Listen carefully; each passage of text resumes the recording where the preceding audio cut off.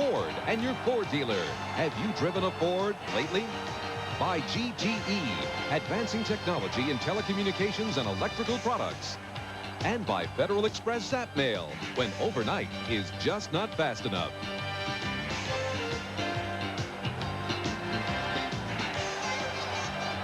Welcome to the Orange Bowl in Miami. Dick Enberg with Merlin Olsen. A playoff environment. 75,000 plus a sellout. It's warm, 80 degrees. Uwe von Schamann kicks it off to the Raiders. The defending Super Bowl champions fighting for a wild card spot. Doki Williams at the 20. Hammered at the 25. Rodell Thomas, who made the hit, has not gotten up. A 26-yard return by Darrell Doki Williams of the Los Angeles Raiders.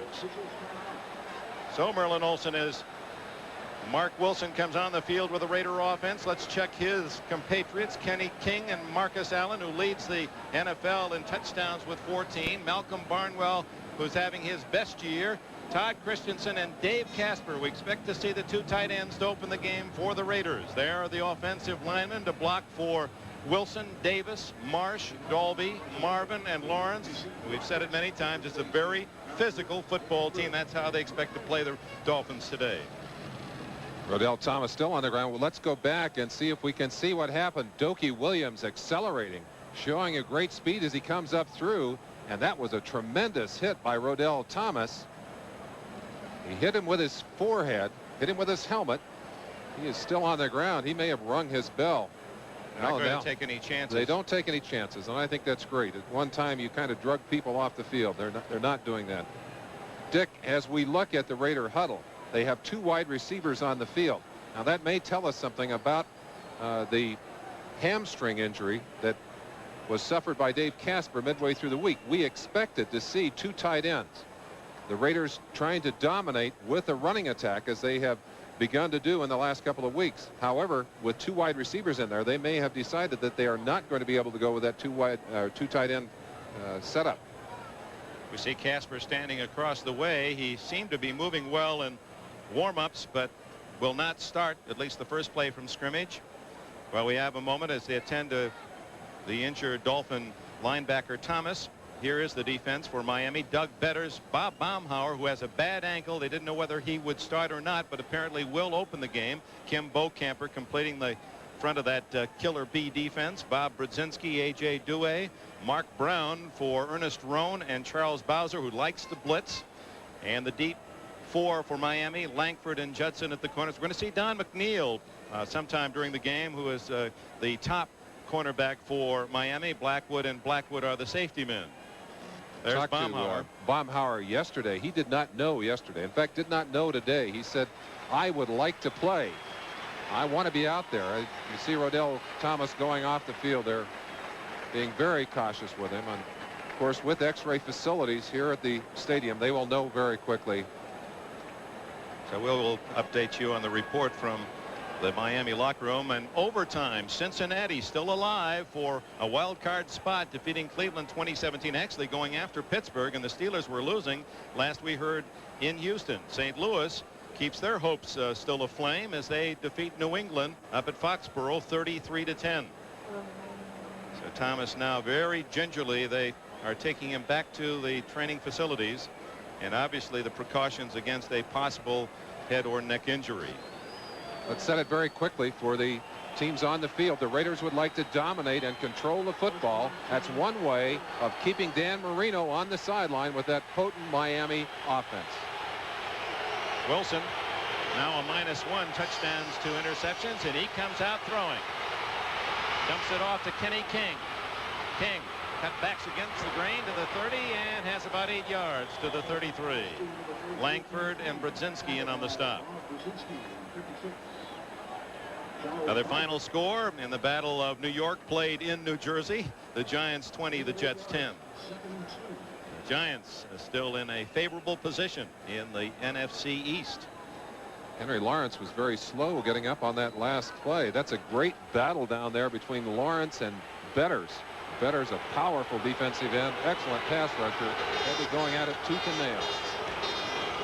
King forced outside, and it'll be a loss of 3. Bowser, third-year man from Duke, made the play, forced it wide, and he has excellent speed, makes it. He leads the Dolphins in tackles this year. Great penetration to force King to try and change his route. And King stumbled. I think there's some loose turf out there. This field chewed up badly by the play during the rainy season. Looked like his leg kind of went out from underneath him, Dick. But there is Bowser taking advantage of that miscue with help from Langford, and it forces a 3rd and 3 situation. Now it's 3rd and almost 4 as the ball is at the 31-yard line.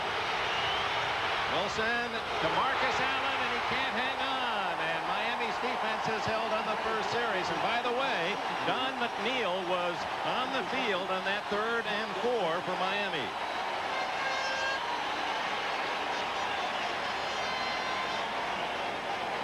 Raymond Guy comes in to punt for the Los Angeles Raiders as Wilson talks with head coach Tom Flores.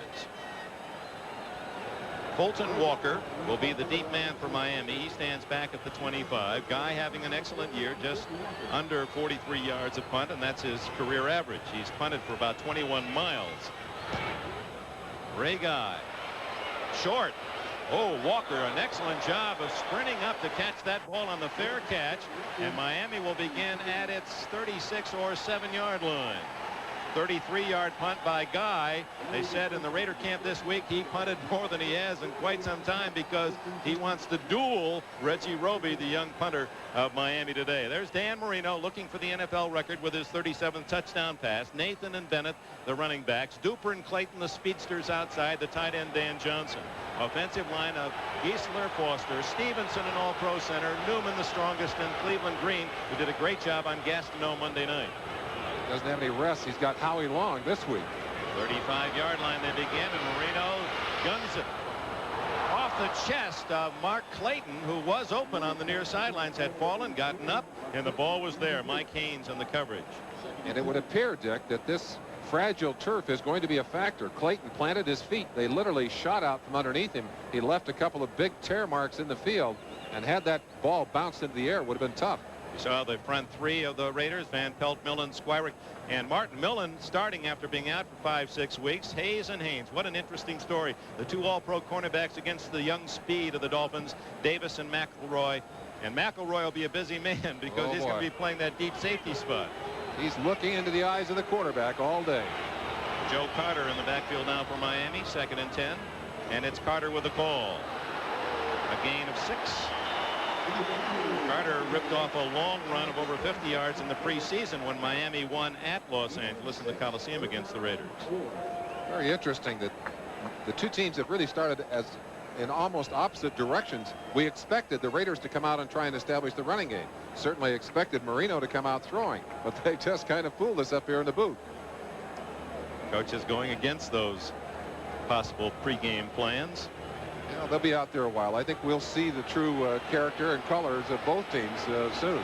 Marino out of the shotgun. As you can see, the Raider defense second only to the Bears, and Miami the #1 offense. Caught by Duper at the 48-yard line, but a flag is down. It appeared one of the linemen tackled a Raider defender who was about to gobble up Marino. Townsend is celebrating. It might have been Cleveland Green who put the clamps on him. Townsend comes in at Howie Long's position. Howie will move to the inside, and they're going to march it back against the Dolphins. It was a fine move, a little one-on-one head-to-head battle there. Duper against Hayes. Offense number 74. Cleveland Green. This is the shot of the kind of thing we're going to see all day. The Raiders determined that they are going to get to Dan Marino. There was Cleveland Green, left side of your picture, just tackling from the backside on 93, Greg Townsend. And of course you saw the catch there by Duper coming across the center. So 3rd down and 14 for Marino. Good pressure again by the Raiders. Good caught by Clayton, and a first down at the 48-yard line of the Raiders.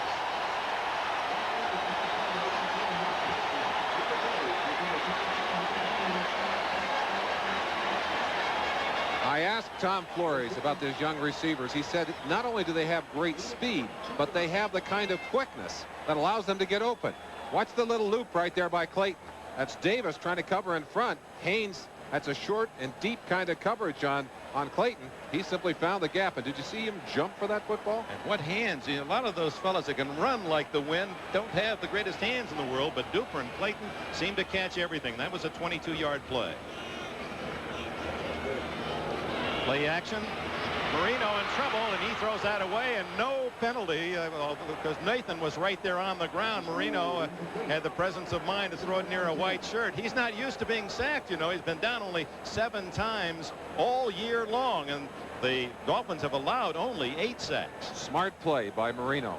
The blitz is on. Mike Davis coming. They've got great pressure on him. Little screen pass. He's not going to have a chance to get it away. He flipped that one into the ground. The official right there, I think, yelling at Davis, back off, pull off of that quarterback, or I'll throw the flag. 2nd down and 10. I think they're going to try and get to Marino, ring his bell today, Dick. Well, he hasn't soiled his uniform much this year. He hasn't done it yet today either. Little draw play to the rookie Carter from Alabama, and he's inside the 40-yard line. A pickup of 8. From Miami's Orange Bowl, let's go to New York for this report. All right, Dick, for those who didn't see it earlier, the Bengals got a touchdown with a second to play in regulation to tie the Browns. Then they win it on this 36-yarder in the extra session by Jim Breach. Meanwhile, in Houston, the Steelers and Oilers are going to overtime. If Pittsburgh loses, their lead on the Bengals will be just 1 game. Dick? So things still very tight in that central division of the AFC. The Bengals with 2 games to go. Should Pittsburgh be upset by Houston, would be just a game behind. The Steelers 7-7. Dallas maintains its position in the 3-way fight in the AFC East with a 26-10 win at Philadelphia. 3rd and 2 out of the shotgun on 3rd and 2, and wide open is Duper, and Duper has a first down at the 28.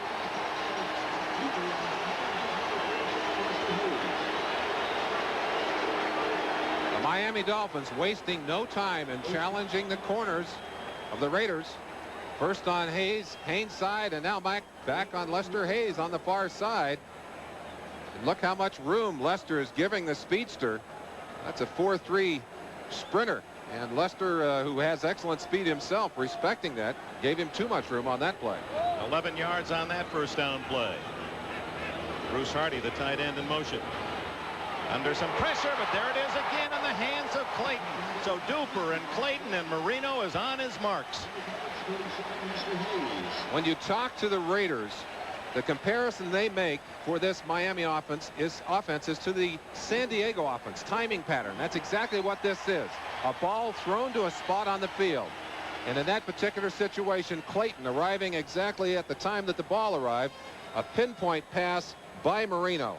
One of the great strengths of Marino is his accuracy. He really knows how to put that ball on a pinpoint target. There are the 2 marks, Clayton and Duper. 110 catches this year coming into this game. They're averaging almost 19 yards every time they catch the ball. It's another first down. Woody Bennett. 15-10 out of bounds at the 6-yard line.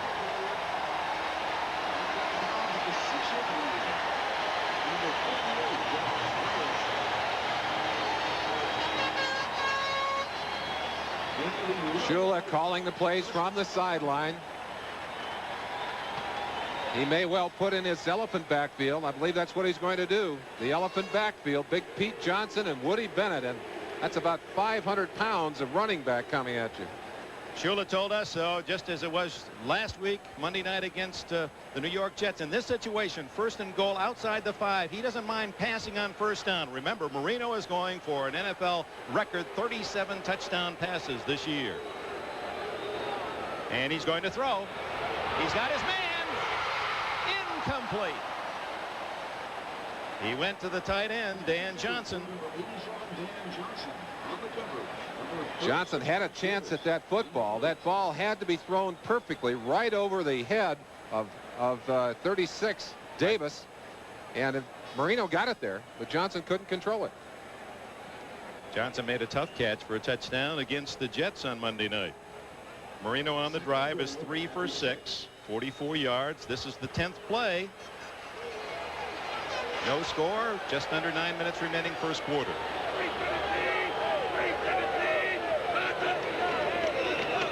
Tony Nathan, they try to cross up the Raiders with the run, And he's down at the 3-yard line. McElroy coming up to assist on the tackle of Lester Hayes. 3rd and goal, and here come the extra wide receivers, Clayton and Nat Moore, sent in by Don Shula. We may end up with 4 wides on this play, Dick. Of course, the Raiders will send in their specialists for the pass rush. Shula does a great job of mixing his plays. He really is a master strategist. He loves to use the different tools available to him, and these Dolphins will put they'll stretch the field on you in many different ways. Yeah, there's a problem here, and Nat Moore wants to call time, and Dan Marino does. So as soon as Tony Nathan went to Marino after they broke huddle and had a problem, wisely Moore, the veteran out there, said, hey, let's call time and not mess up this 3rd and goal at the 3-yard line. Well, let's go back, Merlin, to the matchup, and it really is a most exciting, intriguing one. The 2 speedsters, youngsters Duper and Clayton, against those veteran cornerbacks Hayes and Haynes. Everyone says that's the best pair of cornerbacks in the NFL. They like to cover man-to-man. Not many do anymore, so many zones, and yet they try to stop Duper and Clayton so far unsuccessfully. It's really going to put pressure on this Raider defense if they cannot control those 2 outside receivers man-to-man. Their whole defensive strategy is based on the ability of those 2 men to cover by themselves. Now, if they can't do that, I talked to Willie Brown. I said to one of their defensive backfield coaches, I said, what happens if Clayton and Duper can't be covered by 1 man?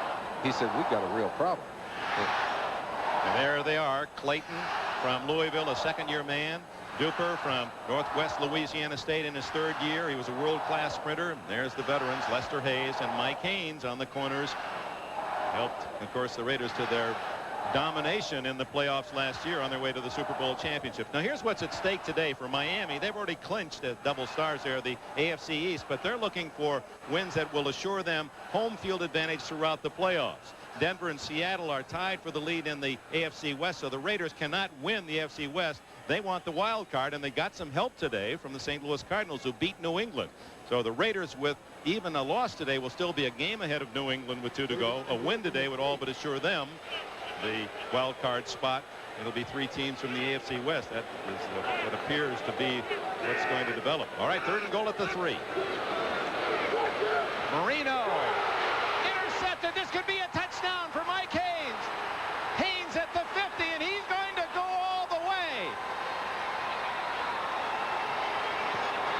96 yards. Well, Marino took him down the field, but the pass for the touchdown went to the Raiders. Oh, my.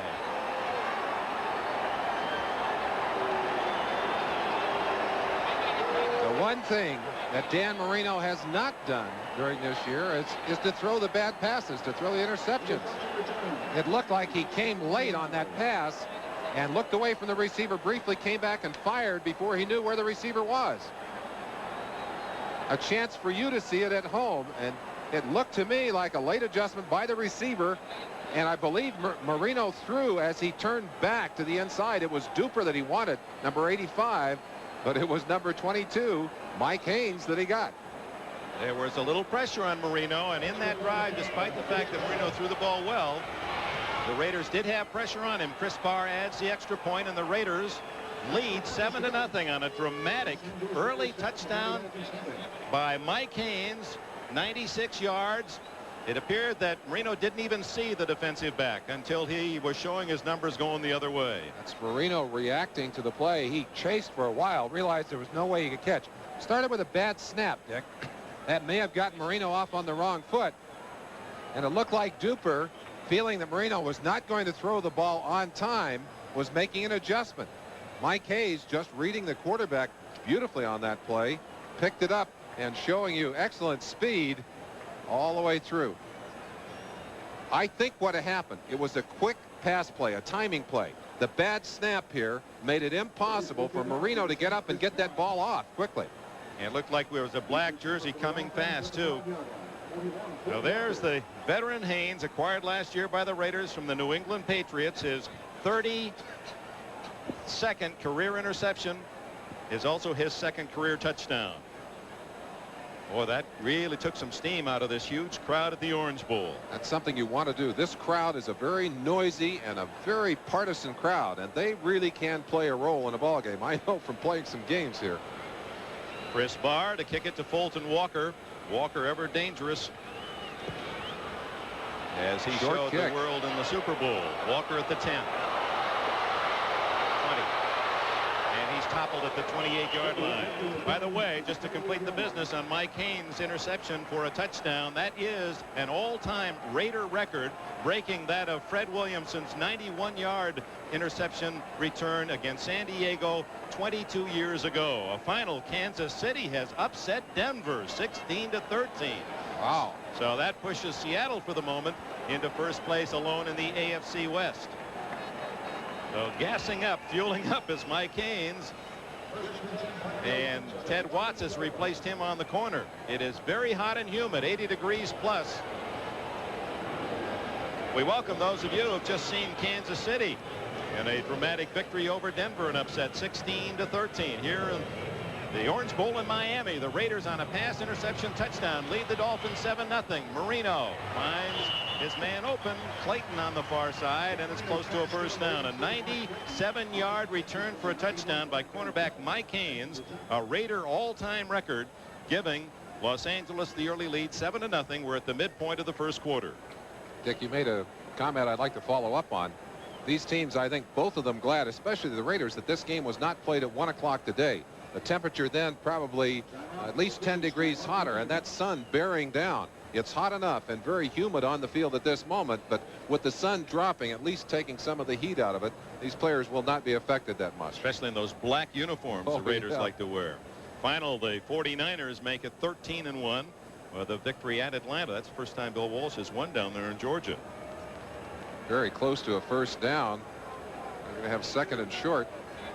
Ben Dreith, the referee, will bring it in on 2nd and inches. Second down, less than 1. Raiders very happy to have number 55 Matt Millen back in the center of that defense. They have missed him.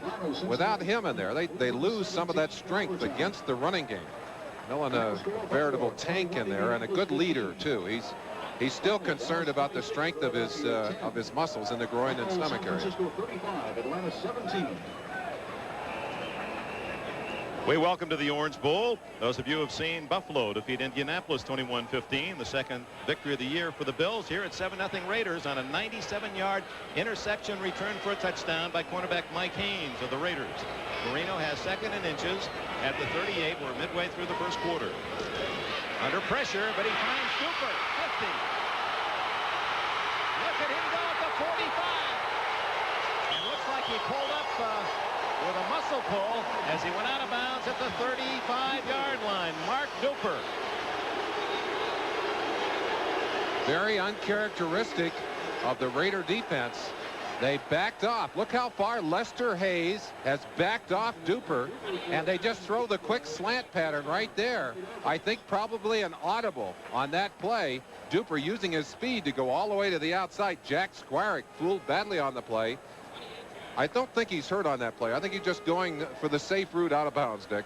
28 yards on the play as you see Marino hook up with Duper again, and Howie Long trying to put some pressure on the Miami quarterback. We said earlier, been sacked only 7 times all year. By far the best protected quarterback in the NFL. Part of that is his own arm quickness, and he's going for Clayton. And Haynes just did get a hand in the way. There's the man who has the touchdown today, 97 yards. And he showed his tremendous athletic talent to get himself in position to block that one away from a possible Miami touchdown. Here's how the Raiders scored earlier. I thought we were going to show you how we're going to have a replay of their touchdown. Apparently not. 6:51 remaining in the first period.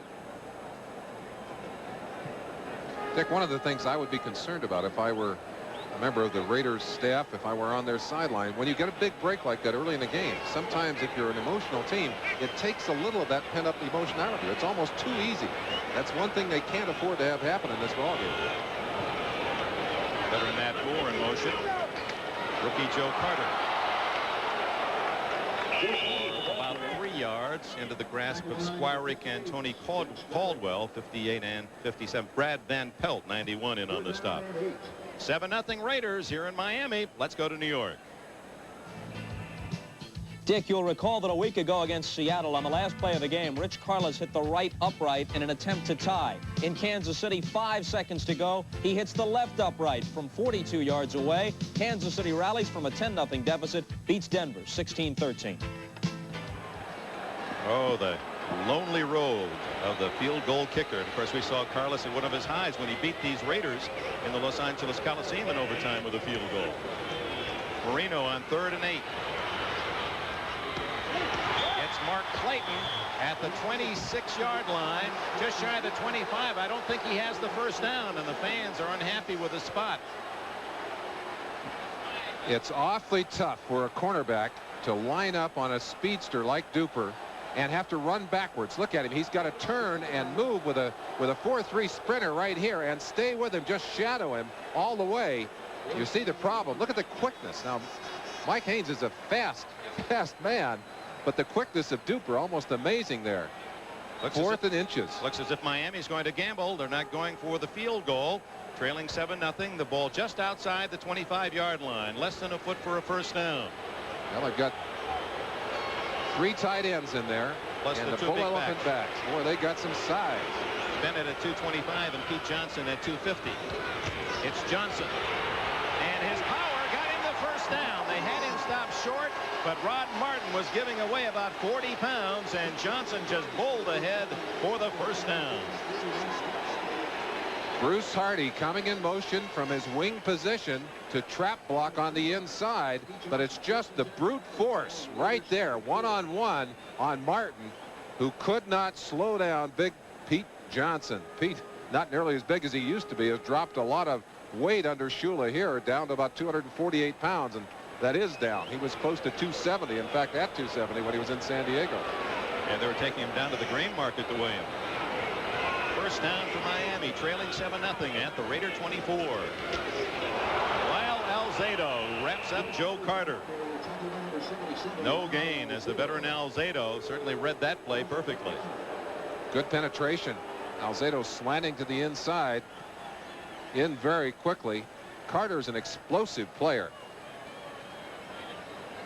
We understand that Houston and Pittsburgh in overtime, and they're getting set now for a possible winning field goal try, and as soon as that develops, we're going to switch you live to the Astrodome in Houston. 4:41 remaining in the first quarter here. Dan Marino, a loss of a yard on that last play. 2nd and 11.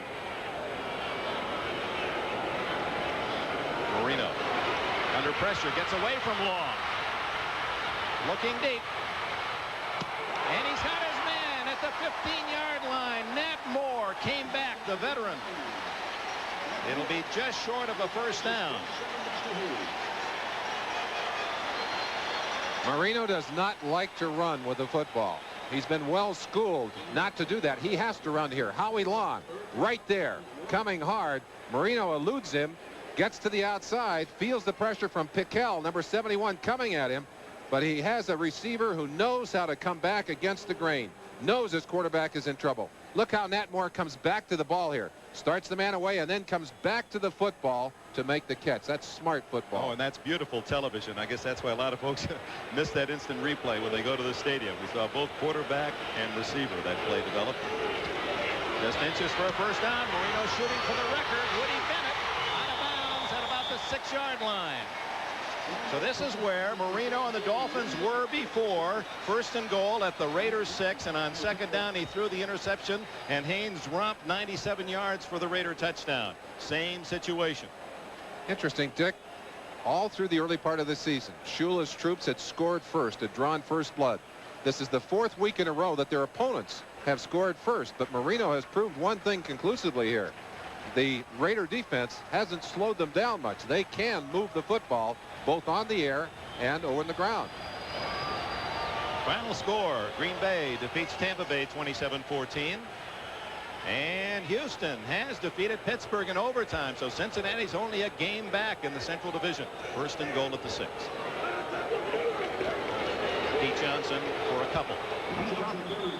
Lyle Alzado. Saw Van McElroy as they unpile. Again, for those of you who have joined us after watching the first half of our NBC doubleheader, It's, I guess, well known to everyone that Marino is going for the all-time record, 37 touchdown passes. Right now, let's see how Houston beat Pittsburgh. Let's go to New York. All right, Dick, here's how it happened. In overtime, Joe Cooper from 30 yards. So Pittsburgh loses in OT. Cincinnati wins in overtime. With 2 games left to play on the year, Pittsburgh's lead over the Bengals is down to 1. And if they should tie, the tiebreakers favor Cincinnati. 2nd and goal for Miami. At the 4, Marino. Incomplete. And Lester Hayes and Nat Moore were in a little pushing match in that corner of the end zone. No flag. Lester locked up, and Nat doesn't want to talk on that one. Lester's saying, hey, I got to win some of these battles over there. Lester, in terms of looking at the technique of these 2 cornerbacks, you talked to Duper and to Clayton about the matchup, and one of the things they said, you never know what Lester is going to do on that side. You always know what Mike's going to do. And we welcome those of you who have seen the overtime scrap between the Oilers and Steelers and Houston, putting things together under Hugh Campbell, defeating Pittsburgh 23-20, cutting the Steelers' lead in the Central Division to just 1 game. Here at 7-0 Raiders. This is a 3rd and goal from the 4-yard line. Marino looking for the record, and it is there. There it is. 37 touchdown passes for Dan Marino, and Jimmy Cephalo has the honor of giving it to the quarterback.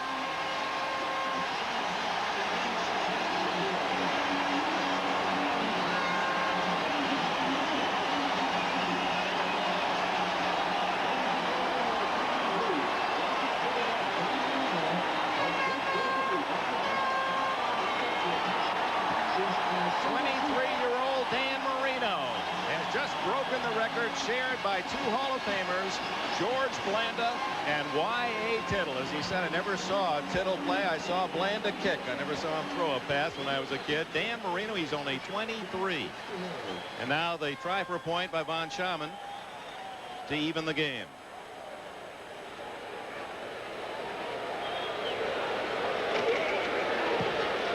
It's 7-7. 2:41 left in the first quarter. A quarter dominated by Miami, but a pass interception for a touchdown has it even.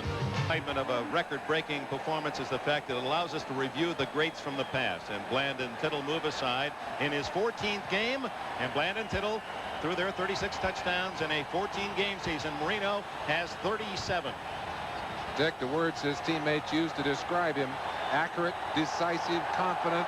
He can throw from any position, and he showed some of his leadership coming back from a mistake. Didn't miss a beat. Brought him back down the field and threw the touchdown after throwing the touchdown interception the other direction. Now the Raiders will get the football as Von Schaman kicks it toward Montgomery and Williams. Good kick with the wind at his back, and Williams will not run it out.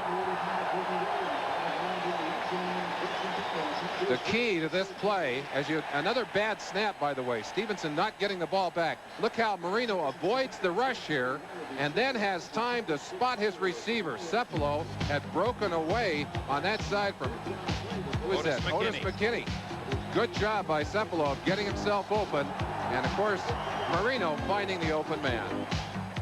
We're a team that's going places, hitting the road for the open spaces, working or playing, we're easy and free. My Ford truck and me, my Ford truck and me, the top Ford truck and me. When you're serious about your work and serious about your play too, you'll go for the one that's built Ford tough. The top Ford truck.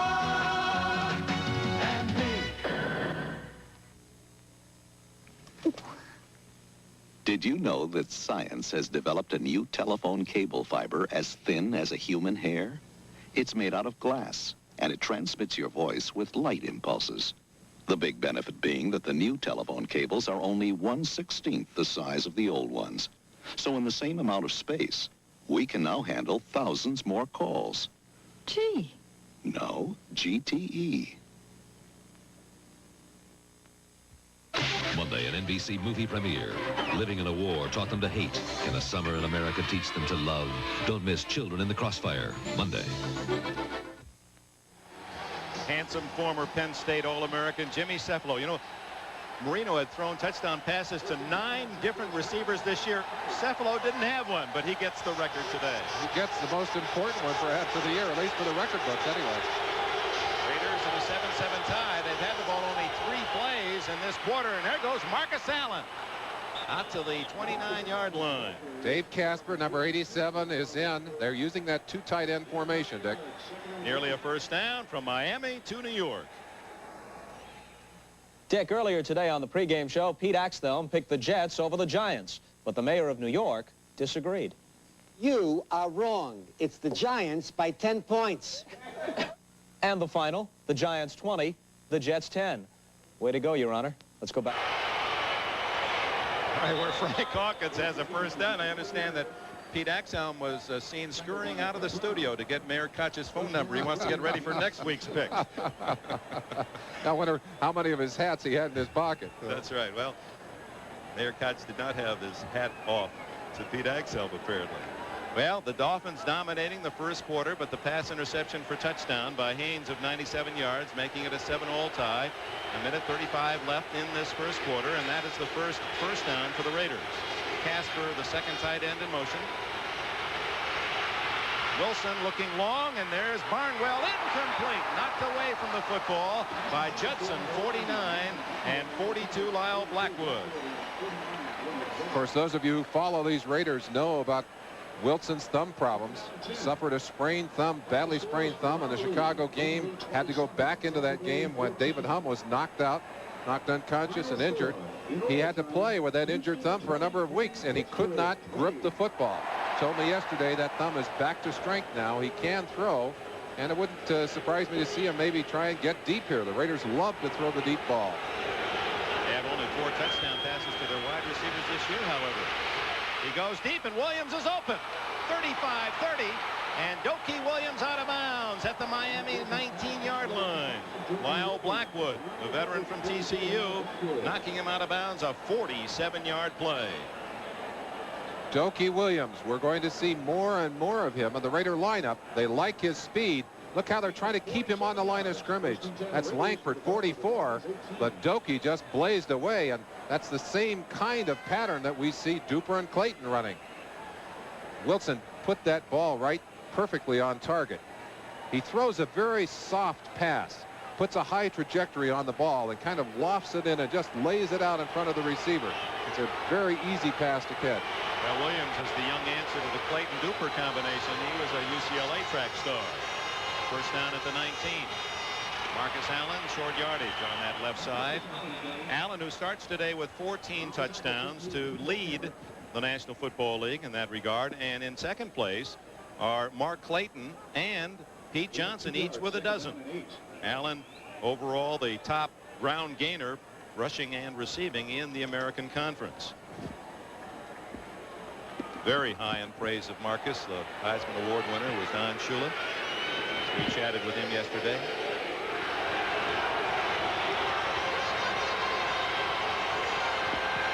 Allen in motion. Wilson. Oh, almost intercepted. He threw it right into the chest of Lyle Blackwood, but Blackwood had his eyes on the receiver, not on the ball, and was knocked off his shoulder pads. Blackwood just really preparing to time the hit, expecting to have to strip that ball away. Ball a little erratic, actually bounced right off his chest. He's been suffering from a calf problem, and I'm talking to the Miami coaches. They said he's so tough you got to shoot him to get him off the field. He's double tough. He and his brother Glenn, the Bruise brothers. 2 extra defensive backs in for Miami on 3rd and 8. Oops. Well, we got 2 people in motion. Penalty. Wilson throws to Barnwell. He fumbles, and it's Miami's ball. They'll carry it out. William Judson to the 28-yard line, and they'll decline the penalty. It looked like Marcus Allen made a mistake. You can only have 1 man in motion. Marcus either blew the count or blew the play. He started out in motion. The flag went down instantly. Marcus tried to stop so that he would be in a set position, although out of position. Motion, offense, number 80 and 82. Decline the penalty. First Oh, Barnwell's fumble pops right into the arms of Judson, and Miami stops the Raider drive. 17 seconds left in the quarter. It's tied at 7.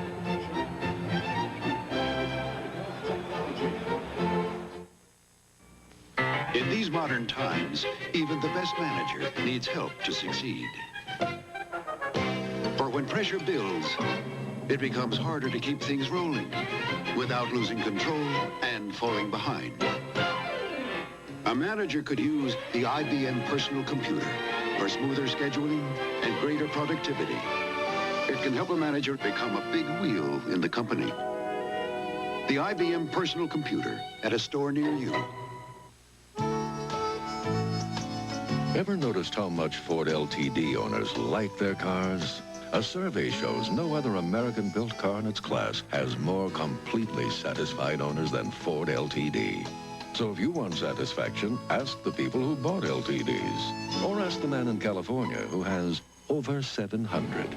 He's easy to find. Just look for his driveway. Have you driven the best-built American cars? Have you driven a Ford lately? So with 17 seconds remaining in the first quarter, it's tied at 7-all. You played in Miami in the heat. Here it's December, but even for a warm weather team like the Raiders, it's a different sort of heat, isn't it? It's the humidity, Dick, and I can remember being on this field and dropping 20 pounds, and I was drinking water on the sideline as fast as I could. Earlier we were on the field, and it just really is hot down there. Marcus Allen on that last play, watch him here. He knew he'd made a mistake. He looked to the outside and tried to stop. No chance for him. Now here's the shot right here. Lyle Blackwood stripping that ball away, just pulling Barnwell's arms apart. And what appeared to be scoring position suddenly turns into a turnover. Dan Marino goes to work. He's moved the ball very effectively against the Raider defense. Joe Carter hemmed in. Reggie Kinlaw back in the lineup for the Raiders. And they're getting healthy at the right time. They had lost Millen and Kinlaw out of the middle of that defense. They're both back now and starting today. Jim Plunkett is healthy. He threw the ball extremely well in practice yesterday, we thought. And the thumb injury suffered by starter Mark Wilson is finally healed. But it's Dan Marino's day thus far. 2 touchdowns, one on an interception to Haynes, 97 yards, and then he sets the record as he hits Jimmy Cephalo.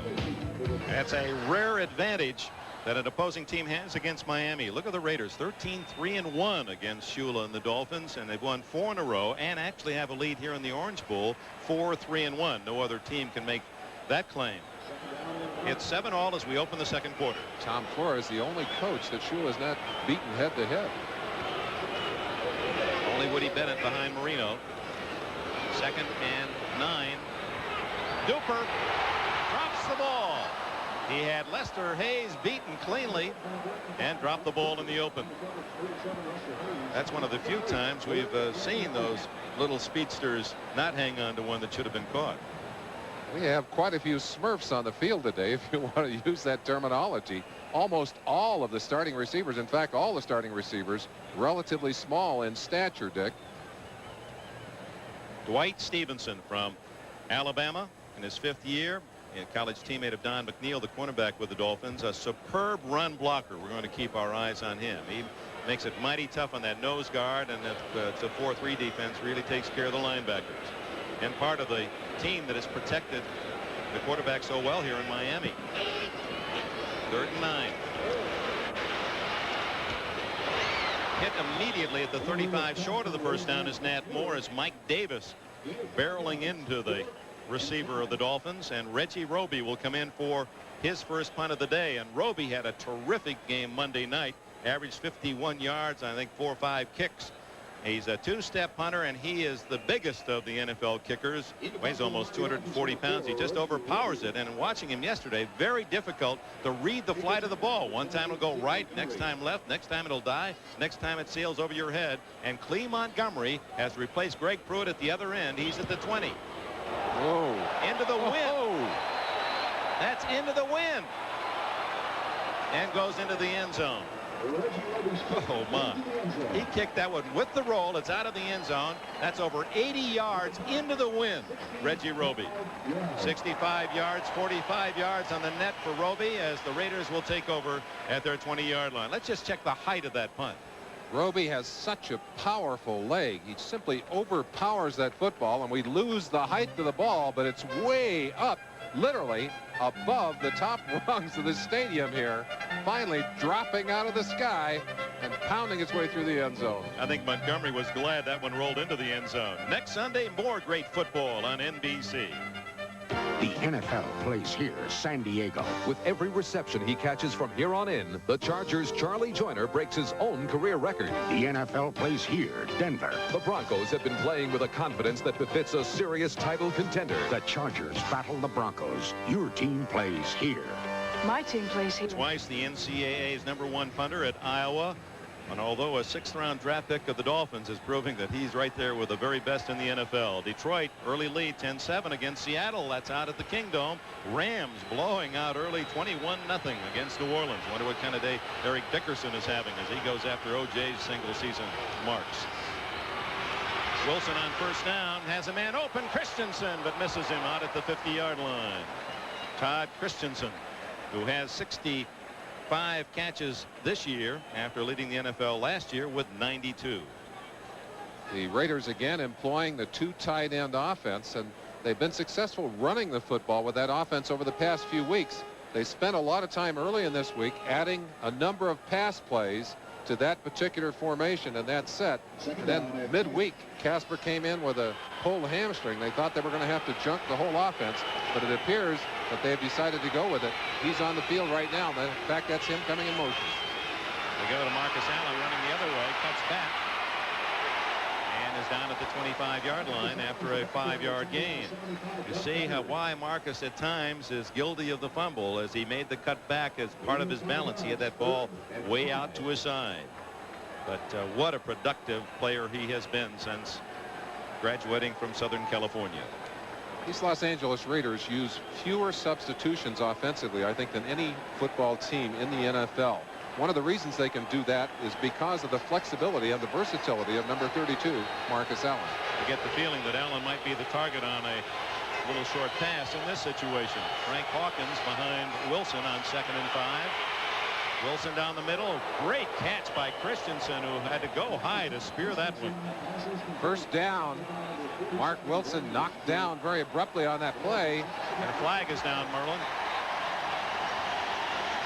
It may be holding against the Raiders.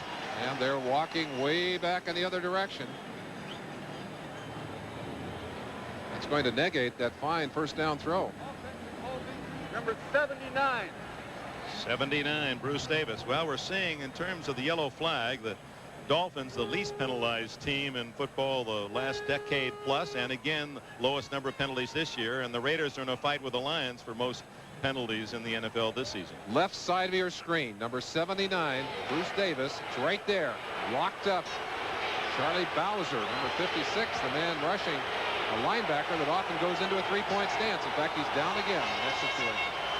So 3rd and long for Wilson, and intercepted by Judson. 20, 10. Marcus Allen makes the tackle at the 6-yard line.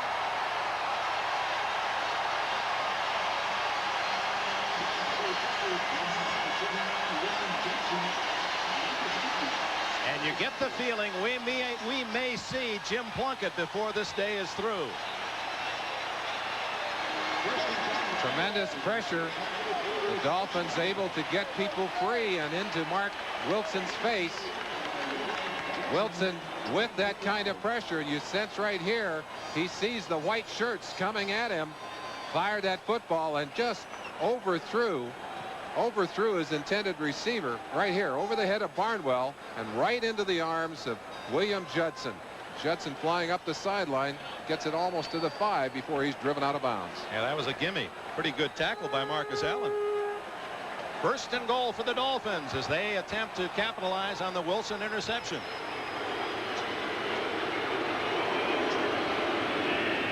Six-yard line.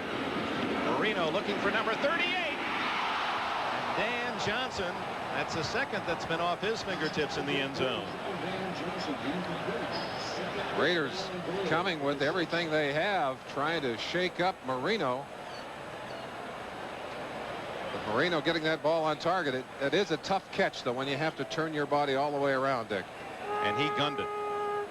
Well, he had to get it out of there. Isolation shot right there. Johnson is going to work on the strong safety, Mike Davis. You see Davis trying to get back into the action.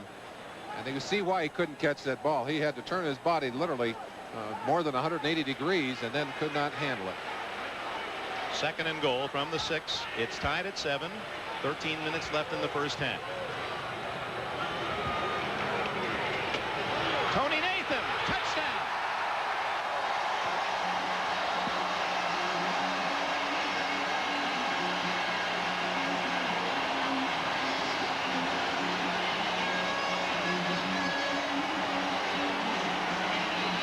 So Jimmy Cephalo has the first touchdown for him receiving this year, and Tony Nathan his initial touchdown rushing. Usually it goes to Pete Johnson down close.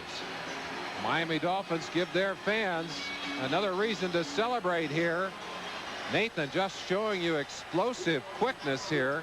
Found a small opening and looked like a ping pong ball being knocked up into the air. He was literally almost knocked into the end zone on that play. Took him 9 seconds after the pass interception by Judson, and Von Chaman trying to give them a 7-point lead.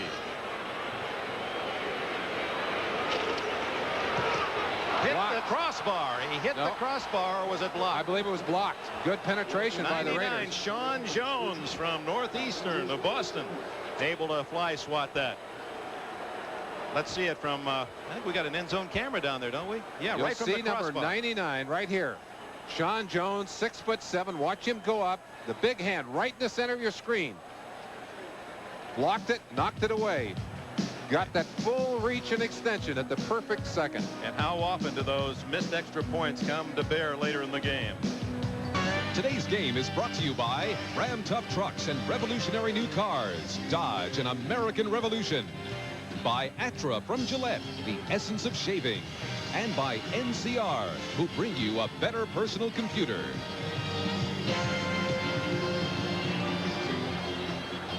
Dick Enberg and Merlin Olsen at the Orange Bowl in Miami. The Dolphins looking for their 13th win against a single loss, lead at 13-7. Each team has turned an interception into a touchdown. Von Chaman kicking toward Clee Montgomery at the 6.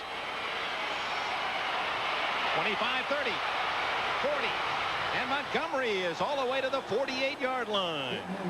So the younger brother of the Eagles, Wilbert, with an excellent kickoff return. Finally tackled by Robert Sowell. One of the things that's interesting about watching Dan Marino, when he gets in behind the center, he waggles. He never stays still in there. Watch him moving his hips, bouncing around. You also will see right here the explosive quickness that we mentioned, Tony Nathan.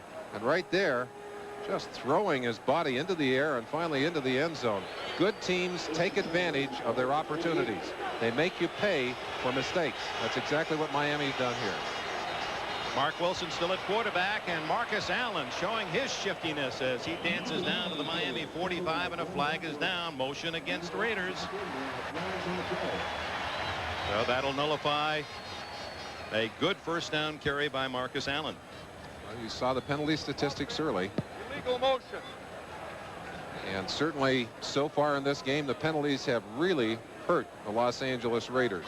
You don't want to kill your own drives. You don't want to take away your big plays offensively.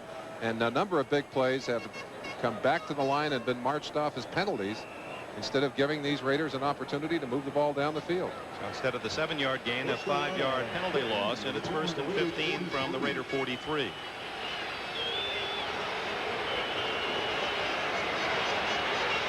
Good protection. Wide open Barnwell, but again, and I don't think that thumb is 100%. The Raiders are saying, and Wilson has said he's completely healed, but he's not throwing the ball that accurately, nor is he throwing it with any zip. You have to wonder, too, what happened to Mark's confidence in those games that he had to play with that bad thumb. I've got to believe it was awfully hard on him to react as he has been trained to react, and to watch that ball just kind of flip out of his hand and soar through the air and into the hands of the opponents or out of bounds. You've got to wonder what it did to him emotionally and his confidence level. Barnwell was wide open, but he threw it too wide. Look at the time he had. Barnwell this time, is he inbounds? Yes. First down at the Miami 39, and Malcolm Barnwell from Virginia Union. He has developed into one of the better kept secrets of the NFL. He's over 40 on the year, and that was an excellent move. When the Raiders want to go deep and they talk about their vertical game, this is the man they go to more and more often. Look how he just stretched every inch he could get to keep those toes in bound. Almost a ballet-like move on that sideline. 39-yard line, only the third first down for the Raiders in this game. 13-7 Miami. 12 minutes, 17 seconds left in the half. Marcus Allen, 35-30. Look at that move down to the 25-yard line, and Blackwood got just enough of Marcus Allen to trip him up after a 15-yard gain. Let's pause briefly for station identification. This is the NBC television network. This is WNBC TV, New York. In the heat of the Orange Bowl, Miami, Florida, the Dolphins leading the Raiders 13-7. Marcus Allen will show you why he's such a great back on this particular play. They'll just turn it loose here, and good backs make you miss. Watch what he does to Blackwood here. Change of direction, literally leaping almost over the defensive back. Allen gets a call on first down for short yardage off the right side down to about the Dolphin 22-yard line. Baumhauer playing on that injured ankle, number 73, along with A.J. Dewey, after Beaucamper had gotten the first piece of Marcus Allen.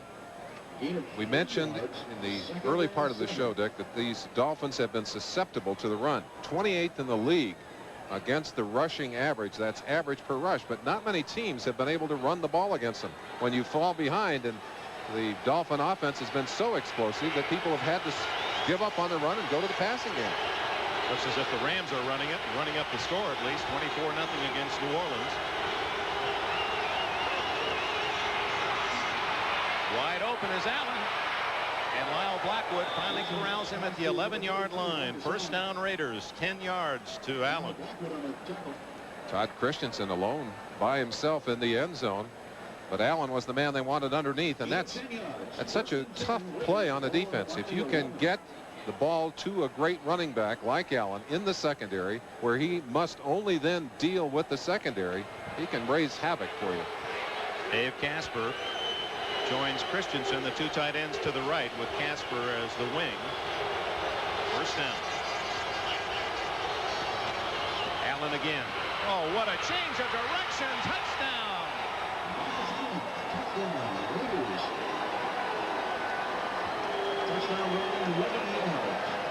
We often talk about the ability of quarterbacks to see the field, to read the receivers, to know who is open and who is covered. Great running backs also have to have that kind of vision. Marcus Allen starts a play to the left and breaks all the way back against the grain. Excellent blocking, but mostly it was Allen's ability to see that opening develop and then the quickness to take advantage of it that allowed him to get into the end zone. All right, the try for point for the lead, and Chris Barr nails it through, and the Raiders lead for the second time, 14-13. So Marcus Allen, aided by an excellent block from Henry Lawrence, and the Raiders lead by 1. Grew up as a Cleveland Browns fan. As a kid, went to see the Browns in the heyday of Paul Brown, and later was drafted by the Browns out of John Carroll University. Don Shula, certainly one of the coaching elite. 14-13 Raiders, and a tremendous kick by Barr. Fulton Walker watches the spin 8 yards deep in the end zone. First down Miami at the 20-yard line. 14-13 after the Raiders took a 7-0 lead on a 97-yard touchdown interception by Mike Haynes. Marino to Cefalo, the record-setting 37th touchdown pass of the season for Marino to tie it at 7-all. Then a Judson interception to the Raiders 6. Nathan scored from 6 yards out to make it 13-7. Sean Jones blocked the extra point, and that meant that Marcus Allen's touchdown with Barr's point gives the Raiders the lead. Pro Bowler in his third season last year with the Raiders, Howie Long from Villanova. He has 8.5 sacks this year, second to Rod Martin. He led the team with 13 sacks last year. He's getting double and triple team blocking on him all season long. Playing inside at tackle right now. 4-man line. Marino rolling out in the flag now. And away from Mark Clayton, out of bounds. The ball was not catchable. Let's check the penalty. Quite possibly a holding call. They tried to slow down Howie Long from that tackle position. I think the Raiders have decided defensively that they're going to have to go to the 4-man line, even on first down, to get a squeeze on Marino, put some pressure on him. Howie doing a good job of rushing on that last play, working on Roy Foster, number 61. Here's the play right here. You'll get a chance to see number 75 in action, and he is so quick. He really is an outstanding defensive lineman. Plays the run well as the pass. Getting around. Oh, that's Stevenson. He moved inside, got away from Stevenson, and that's no easy task. Broke clean, putting the pressure on to the backside. One word compliment. You hear it from the men who try to block Long as well as the teammates of Long. Relentless. He just gives you 60 minutes tough all the time. Now they've gone to a 3-man line, shifting it up. First down 20 from the Miami 10-yard line. And Nathan picks up about 4. Tried to trap and break him loose against that 4-man line, but Jack Squirick, who broke his jaw against the Dolphins in the preseason, made the hit on that play. Man who broke his jaw, Fernanza Burgess, now playing for the Jets. Let's go inside and look at Howie Long. We saw Howie make a good play a moment ago. This particular play, he's trying to get back inside, and he could not make it. But boy, he stuffed some bodies in there too. He is very physical. Ed Newman was a man he knocked down. Number 64, the right guard for the Miami Dolphins. Over the middle to Dan Johnson, and he's out to the 25. 5 yards short of a first down. Squirick again on the tackle. That's the kind of play that will remind a lot of people of the San Diego Chargers and Dan Fouts. Marino able to throw those kinds of patterns, and they're doing more and more of that. Tight ends very big in last week's victories for both these teams. 3 tight end touchdowns last week, 2 for Hardy and 1 for Johnson, and they were on that kind of quick opening play. 3rd down and 5. Duper right, Clayton and Matt Moore to the left. Hardy the tight end on the right side. Out of the shotgun, Marino with Nathan at his side.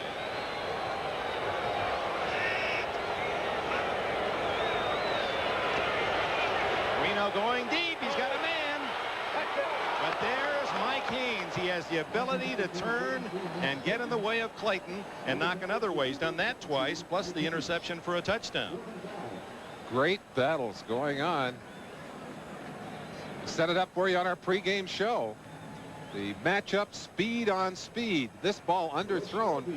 Look at Hayes go all the way back around, literally pirouette to put his fingers on that football. Had that ball stayed in the air just a moment longer, the receiver might have gotten back to it, Dick. 10-man rush now, or at least they have 10 men on the line of scrimmage. Montgomery back at the 32. Roby. This is one of those dying spirals. Montgomery at the 30. Ran into his own man. Oh, that's a ambitious return by Clee Montgomery. He's to the 37-yard line. A 7-yard return of a 45-yard punt. Timeout with 8:08 remaining first half.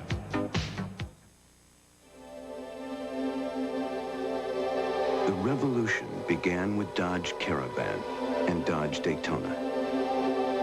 And now another presence is about to be felt.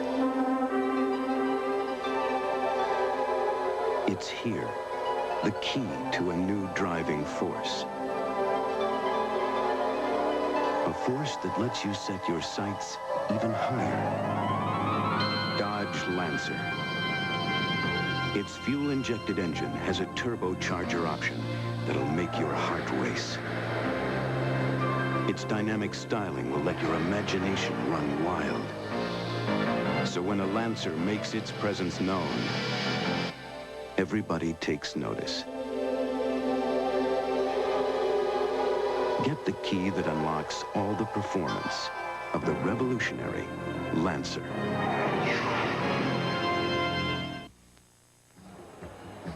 Some of the new protective gear in Dan Marino. There you see the number 13. This is what he has over each knee. Pretend this is a knee rather than an elbow. It works to protect the knee. George Anderson, the trainer for the Raiders, developed this brace to show you how effective it is. Here are 2 braces. This, of course, is the way it should look. This one was worn by Matt Millen in the San Diego game. Came off the field, and look how it was bent. Saved his knee. He said it saved him from surgery. Marino wearing one of those on each of his legs. You see the bulk on the outside of the knee.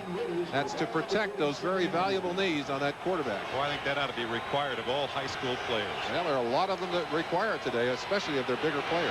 Wilson going for the bomb to Barnwell. Looked like a bump in there to me. Sure Dick. did. Paul Langford, 44, looked as if he got a little piece of Barnwell, but no argument from the Raider receiver. Man-to-man confrontations.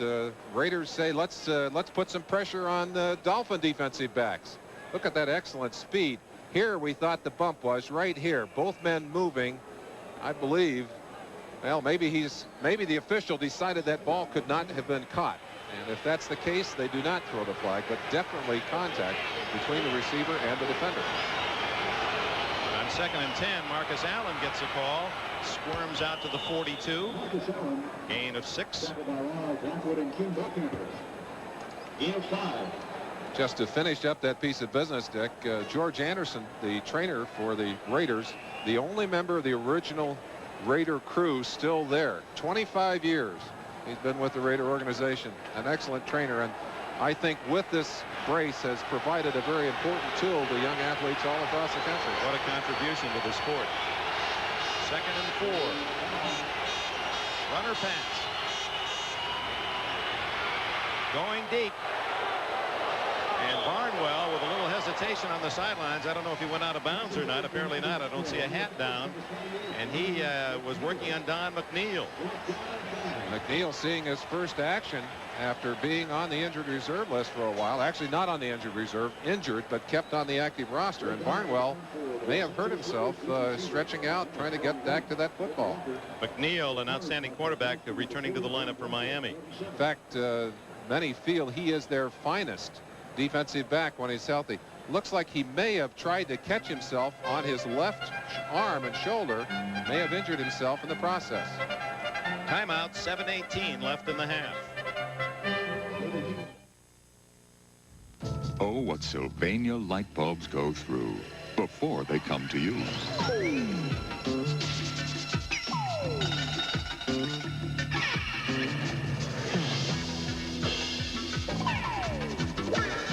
As many as 38 tests in all. So that when you do this, your Sylvania light bulb will do this for an average of 1,000 hours. And isn't that the best test of all? Guess what I heard my babysitter telling her boyfriend? What? How quarter pounders are made. How? They're fried. But she said Burger King has a quarter-pound double burger, and it's flame broiled. Not fried. Burger King presents Flame Broiled Doubles, the double hamburger, double cheeseburger, and bacon double cheeseburger. So you never have to eat a fried quarter pounder again. What's wrong with frying?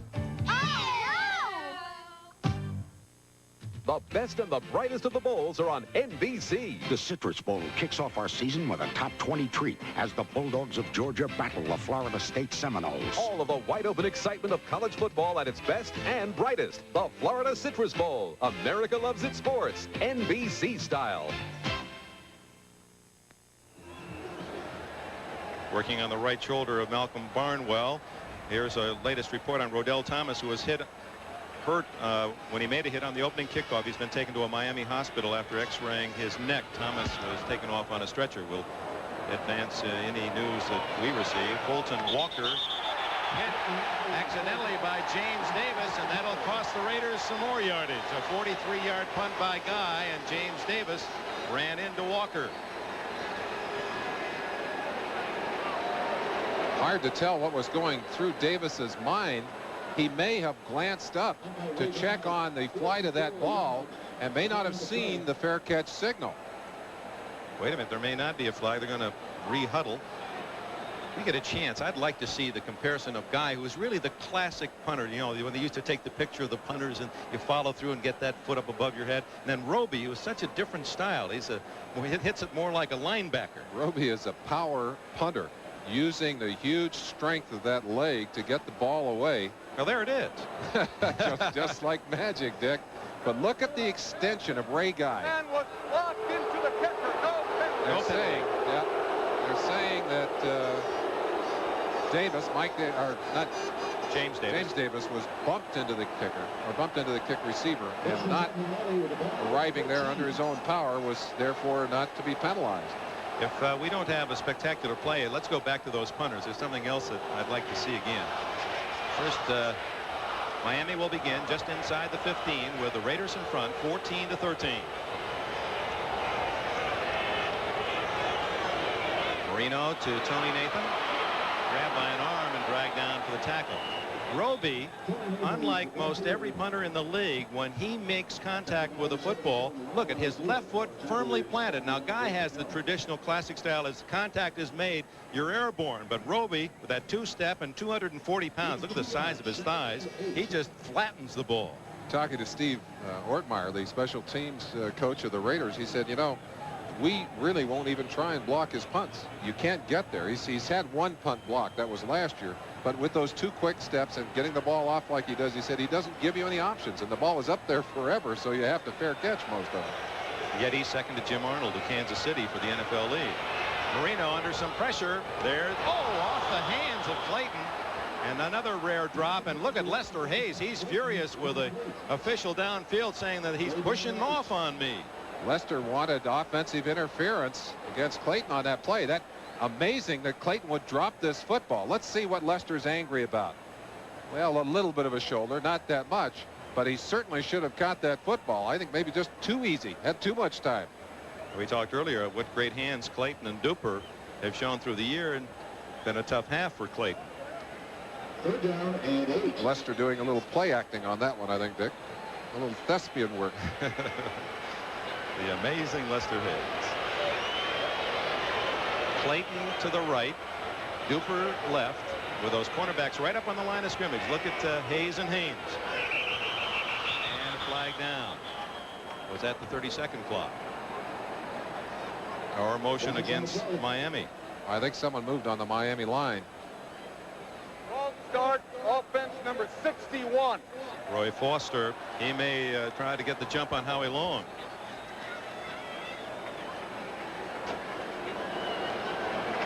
Outstanding blocker at USC for Marcus Allen.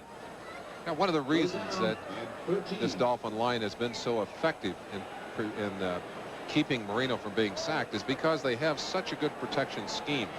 John Sandusky, the offensive line coach, has got a scheme where everyone's involved, and they all take a tremendous amount of pride in protecting their quarterback. Another bad snap. Marino on a little screen to Nathan. He's caught from the side at the 16-17 by James Davis, number 45, with an assist to Rod Martin, the all-pro linebacker of the Raiders. And here comes Roby to punt. So we'll be able to see this young man swing that big right leg again. And he's got plenty of field to work with. He is kicking into the wind. His last kick, not nearly as good as the one we saw earlier, that literally went as high as the Orange Bowl's top rows. We're going to try to track the height of Roby's punt. Even when he doesn't hit it cleanly for the spiral, he just gets it up there so high. Not too good a kick. No, you saw him. He was angry instantly.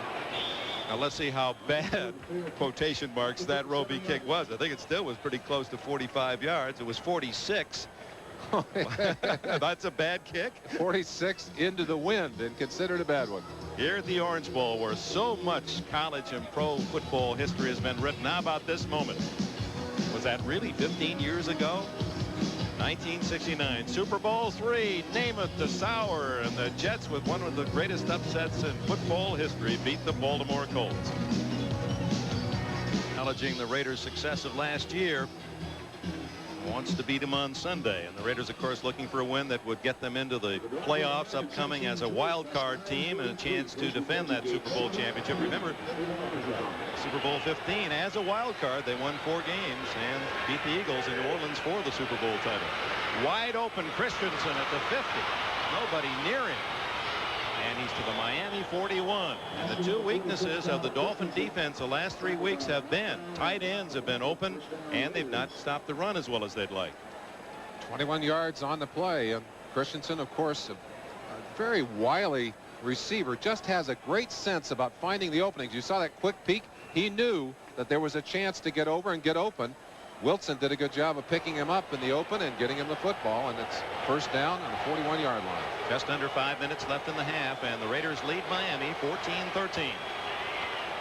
They pick up the blitz, and there's Christensen in the crowd with another first down at the 30-yard line. Brown and Bowser and Blackwood, 3 of the Killer Bees, to make the stop after an 11-yard gain, but an injury to Henry Lawrence. Henry Lawrence on the ground, and the one thing you don't want to see if you're on that Raiders sideline is another one of your offensive linemen down. They've had Don Mospar.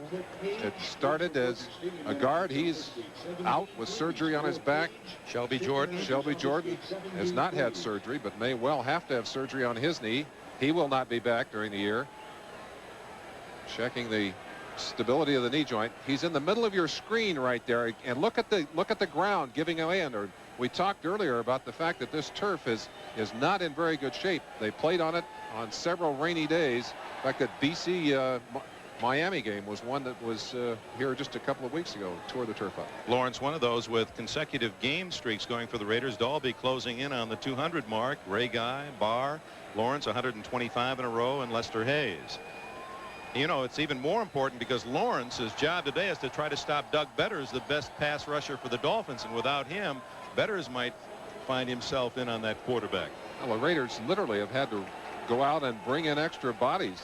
Dwight Wheeler in and Warren Bryant in. They had to sign a couple of people. They brought back Ed Moransky, who'd been cut from the roster early on. And unless Charlie Hanna is going to move out and play in his position, we're going to see one of those people, probably Moransky, I would guess. There's Wheeler, 67 out there, and Moransky. They're both out there. They're both going to help him off, or hopefully let's see who takes his place. Don't forget, next Saturday we have a Saturday game for you, NFL 84 at noon, a half hour earlier. And it was nice to hear that they were the top-rated football pregame show last week, and people are starting to realize why. Sure, you join Bob Costas and his company of players. Buffalo and the Jets at 12 o'clock, and at 12:30 you're going to hear Marty Glickman, the Jets and Giants announcer, New York Knicks announcer, one of the real giants in sportscasting, and he's been our coach, and we're going to be able to critique his work. And then college basketball, Kentucky and Indiana, 2 of the great collegiate powers. Sky Walker for the Wildcats and Alfred of Indiana. Al McGuire will be on hand with his basketball preview for the upcoming season. So it's a big Saturday day on NBC Sports. What a beautiful sight as you look out through the open end of this Orange Bowl into a darkening sky. First down at the Miami 30. Oops. Dave Casper wandering off the line of scrimmage, and Frank Hawkins a couple of yards. But Casper, with a noise here in the Orange Bowl, obviously missed the snap count. Casper at that wing formation, 2 tight ends, a full 2 steps before the count. I think he just blew the count, Dick. I think thought it was on one count and not on another, and you see him grabbing the hamstring. I don't know, maybe as much for a little sympathy from the sideline. You hate to make that kind of mistakes. Again, the Raiders hurt by their own mistakes. Well, they've refused the penalty. Penalty refused. They've taken the down. A couple of yards in the play. By the way, you were right, Merlin. Charlie Hanna has moved out from guard to right tackle, replacing Henry Lawrence. Hanna, 73, at right tackle.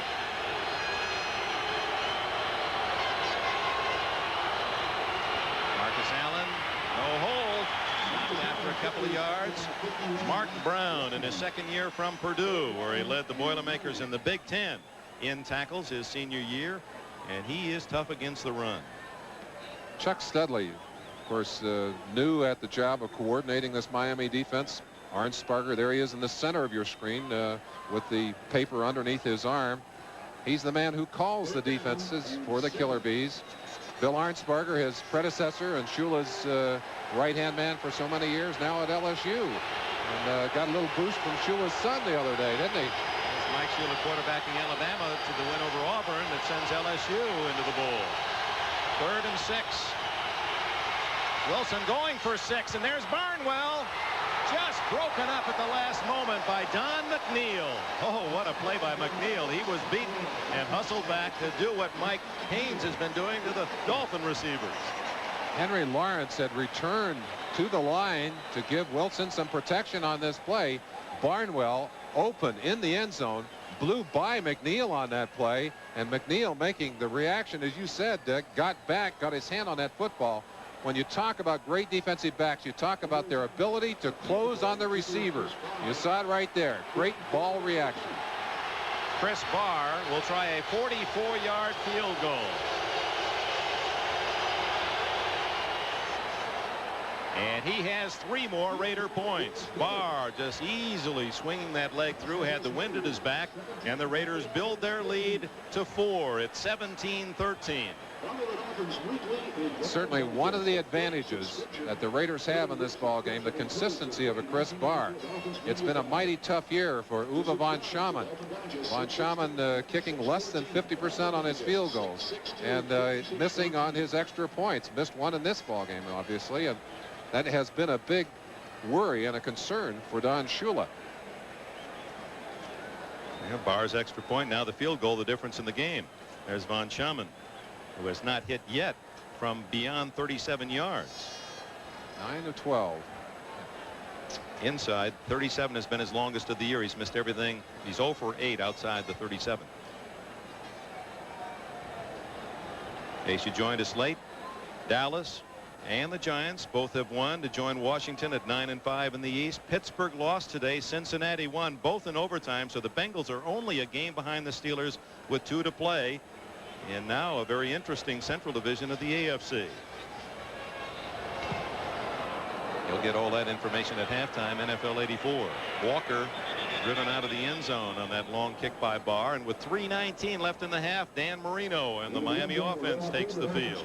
Barr has become one of the best kickoff men in the NFL. I think he and Norm Thompson out in Seattle, the two who consistently put that ball into the end zone with great regularity, benefiting here, of course, from a trailing breeze, but he really rooted that football.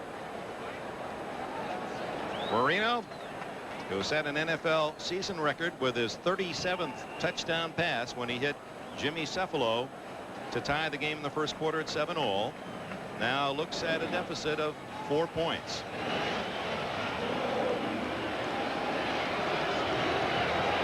The interception was a 97-yard touchdown by Mike Haynes of the Raiders.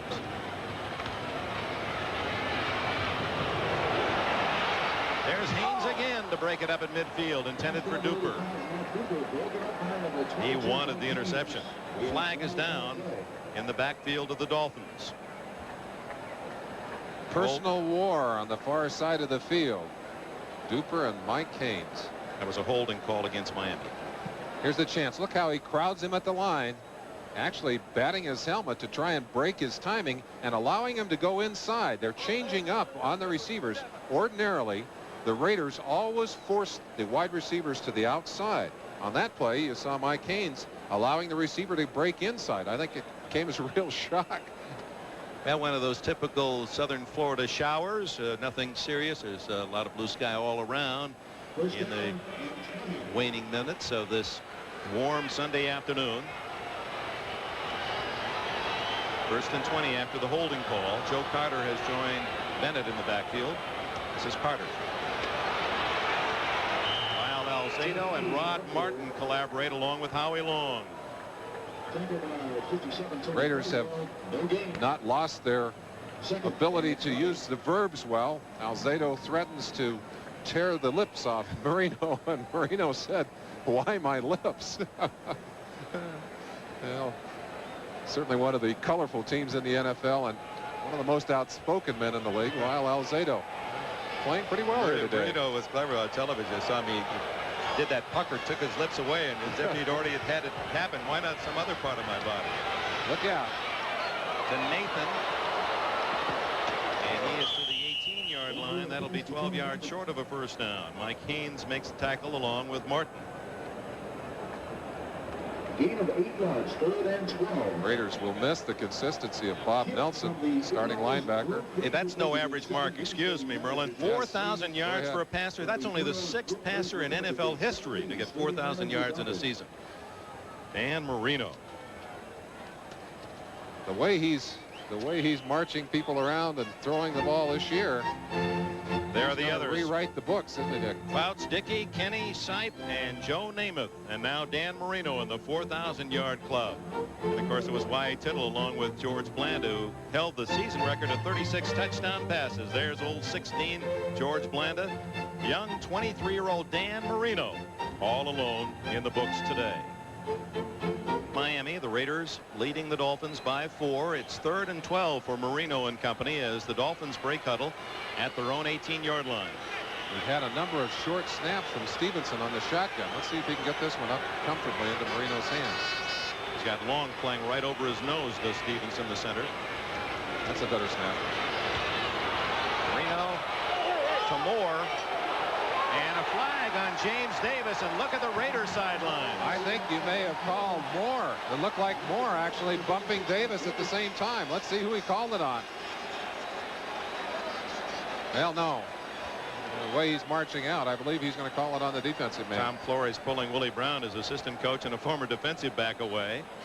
That's a big break for the Dolphins on 3rd and 12 to get the interference call in the first down. Pass interference 45, and that's the first down. Well, and I believe that when we get a chance to see the end of that play, it's one that will not justify the call.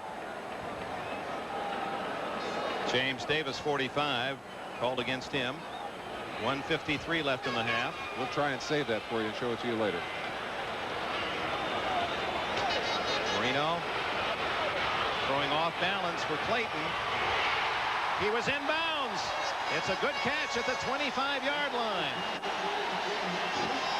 I think the most amazing thing about Dan Marino is the fact that he can throw the ball virtually from any position, totally out of balance on that play, and yet he saw Clayton coming open and just gunned the football to him. Looked like he was throwing absolutely against his body. Watch him here. Marino totally out of balance as he throws this football, running, sees the receiver open, falling back. Look, he's got both feet off the ground. Lester Hayes, the man that he beat, said, I've charted quarterbacks for 8 years. I've never seen a level of confidence except maybe the great Dan Fouts. And here's Marino only at 23, and it took confidence to throw that one. Dan Johnson, he's to the 14-yard line.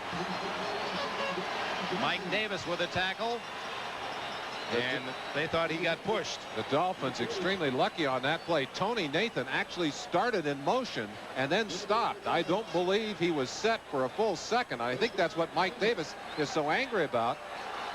The officials apparently thought that he had stopped for a second. I don't believe he had.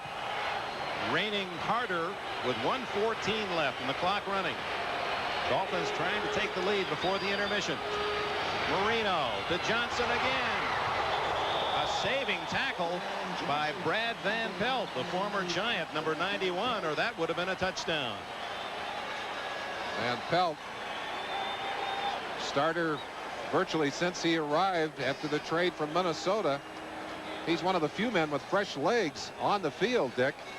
He literally has played only enough to justify, you know, in the regular season, he'd just be coming out of camp. Look at the rain falling now.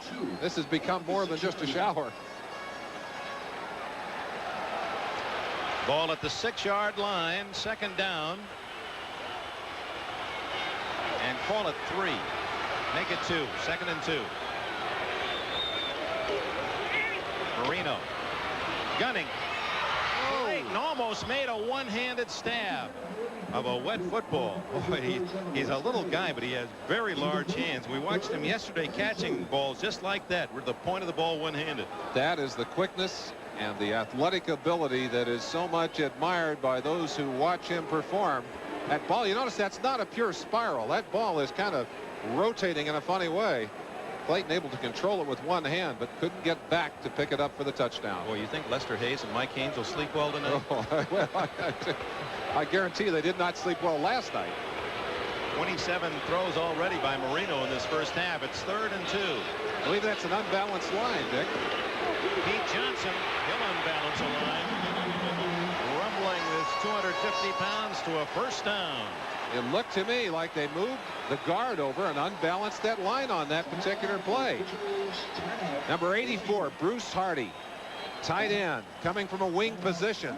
Blocking on number 91, Brad Van Pelt, helping to clear the way. Of course, Pete Johnson just buffaloing his way for that first down.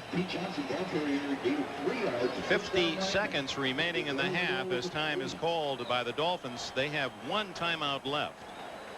Remember, they called one late in the first quarter when they were down deep in. Actually, it was early in the first quarter, and it was just after that play that Mike Haynes intercepted Marino and took it 97 yards for a touchdown. Uwe von Schamann, who has had an extra point block today on the sidelines. But the Dolphins are looking for a touchdown that would give them the lead. They trail 17-13. You know, one of the things, we're talking so much about Dan Marino, why not another comment? The Marino this year, and he may well do it again today, has 300-yard games 6 times. 6 times 300-yard games. In the last 18 years, the total for the Dolphins is 6 times. He's done it in 1 year, and he's about to go 7 times today, the way he's putting the ball in the air. Actually, when we say 300 yards, we say in excess of 300. A couple of those games have been 400 yards and more. So Marino has been the hot hand in the NFL. No question about that. 3 yards away from the lead.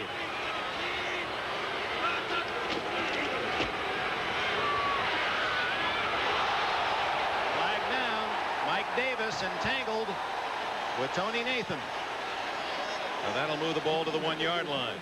Look at Davis. Mike Davis wants to talk to the official about it, but I don't think it's going to do any good.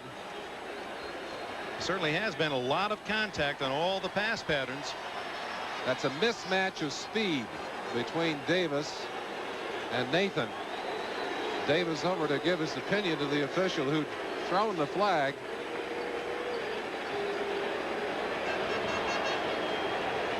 Look in the left-hand corner of your screen.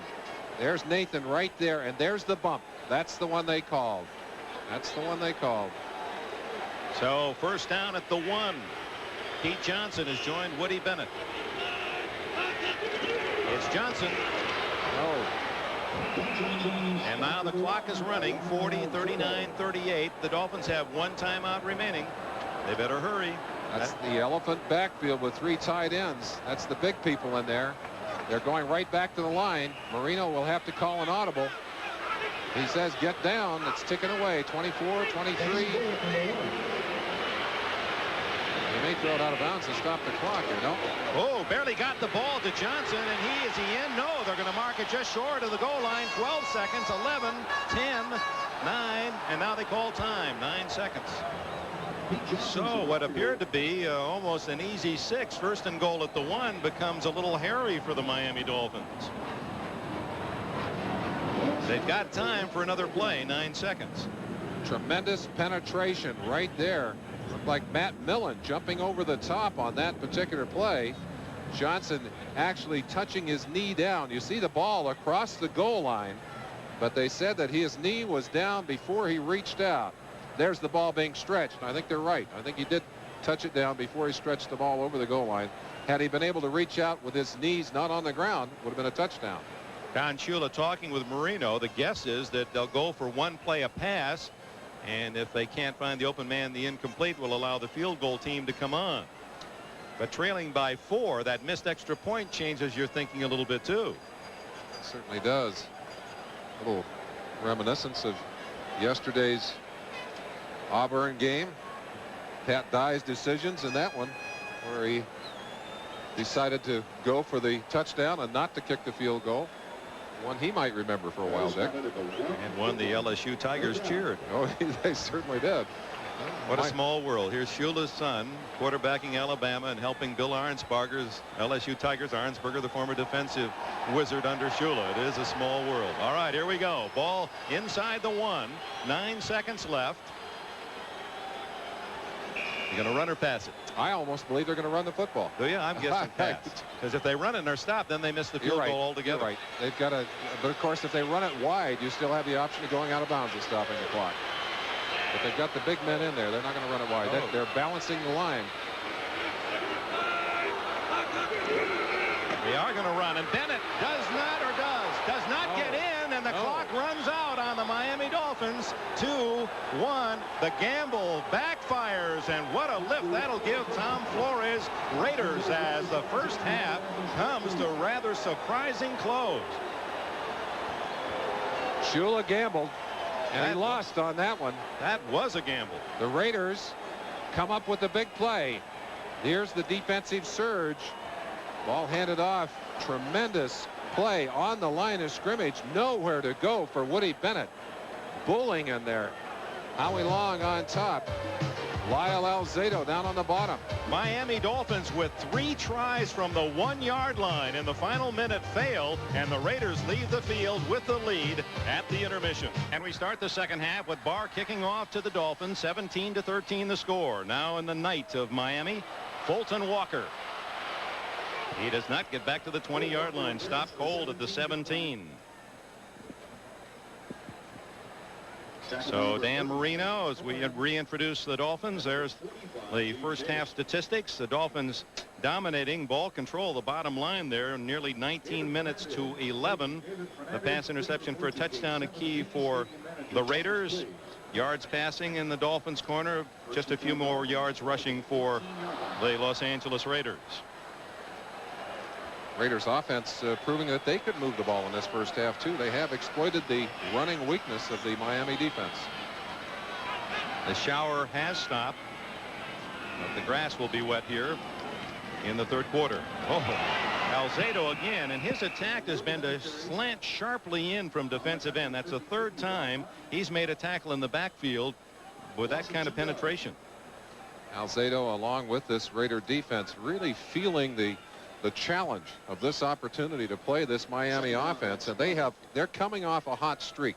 They have been playing excellent defense over the last 5 or 6 weeks, and the Raider offense has not been playing as well, but defensively they have just improved and improved, and of course ranked number 2 in the NFL, and they're showing you why in this ball game tonight against the top-rated offense in the entire NFL. Nathan and Carter now behind Marino. That quick arm quarterback finds Nathan, and he has a first down at the 31-yard line. McElroy and Haynes make the tackle. Accuracy, so important for a quarterback with confidence in his arm to be able to throw that ball on target. Nathan did not have enough for the first down when he caught that football. Had to turn and pick it up. Was very fortunate, I think, that he was not grabbed a little sooner. There were about 5 defenders circling around him. 15 yards on the play. First possession of the second half. Miami trailing the Raiders 17-13, and here comes the all-out rush on Marino, and they blow it dead. They say he was in the grass. Marino was going down anyway. So that is only the 8th time this year Marino has been sacked, and only the 9th time for the Dolphin offense. Appropriately, the man who got to him, number 75, Howie Long. Howie coming from the inside here. Marino almost got away. You see it right there. The official determined that Marino was in the grasp of Howie Long. Literally tore his shoulder pad out, had a hold of his shirt. Howie stopped because he heard the whistle, by the way, if you're wondering. Marino was going to go down anyway. He wasn't going to try to throw the ball. You know, Howie has tremendous hand strength. Once he gets a hold of you, he doesn't not going to let go. Big loss for the Dolphins, 12 yards, so it's 2nd and 22.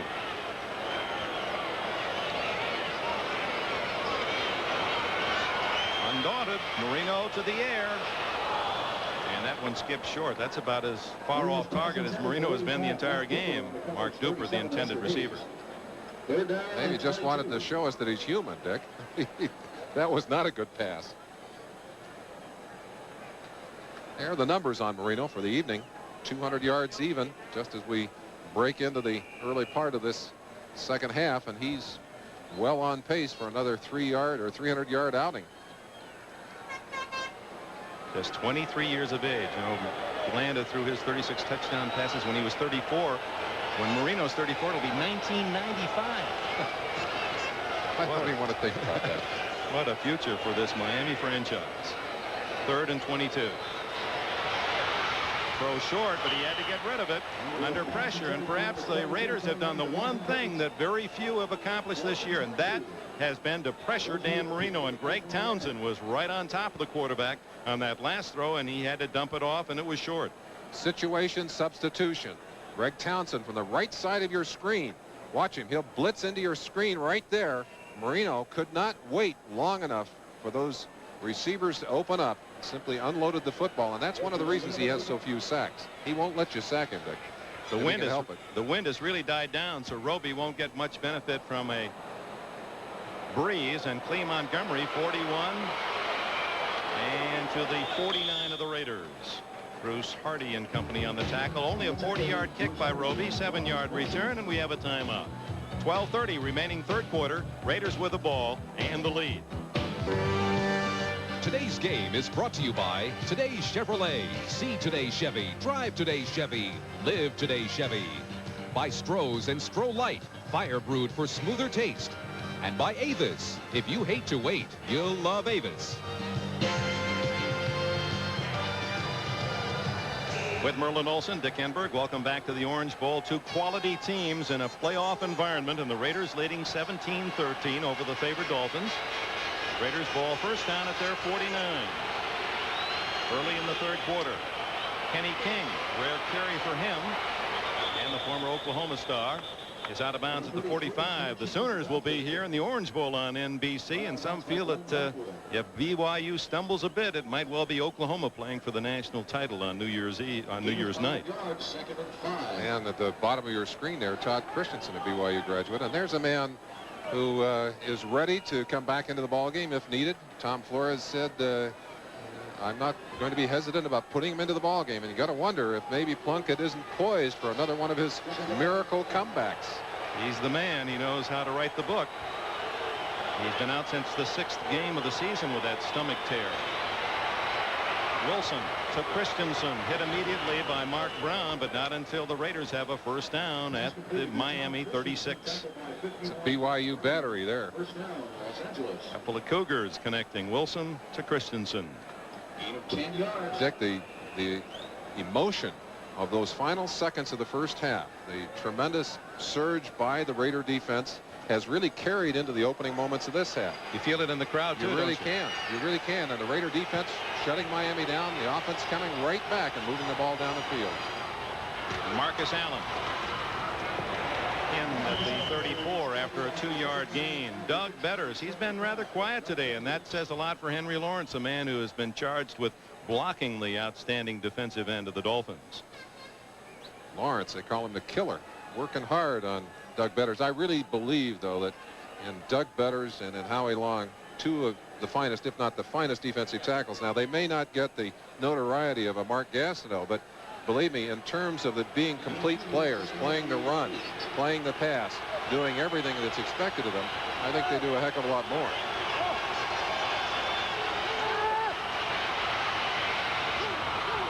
Christensen has another reception and out of bounds with a first down at the 21. 13 more yards for Christensen, who's moving on that 70 catch mark for the year.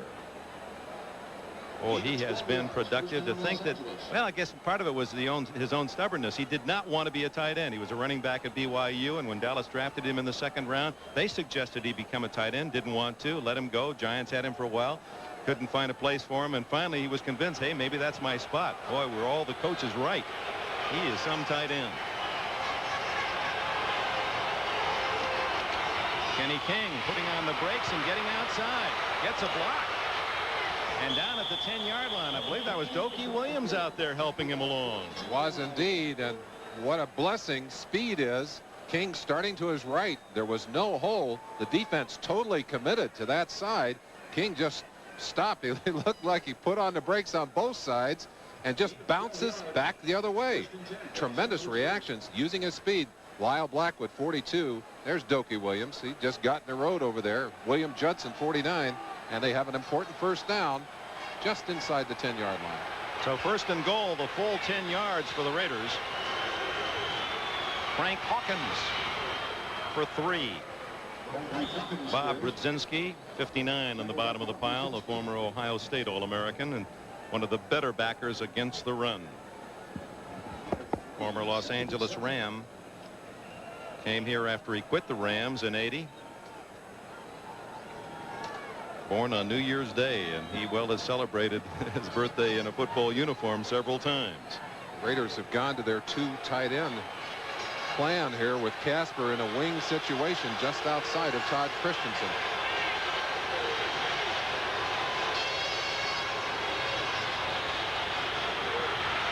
There he is, Dave Casper, the other tight end, and the veteran from Notre Dame gets 6 more on the board for the Raiders. Well, the echoes goes to the post.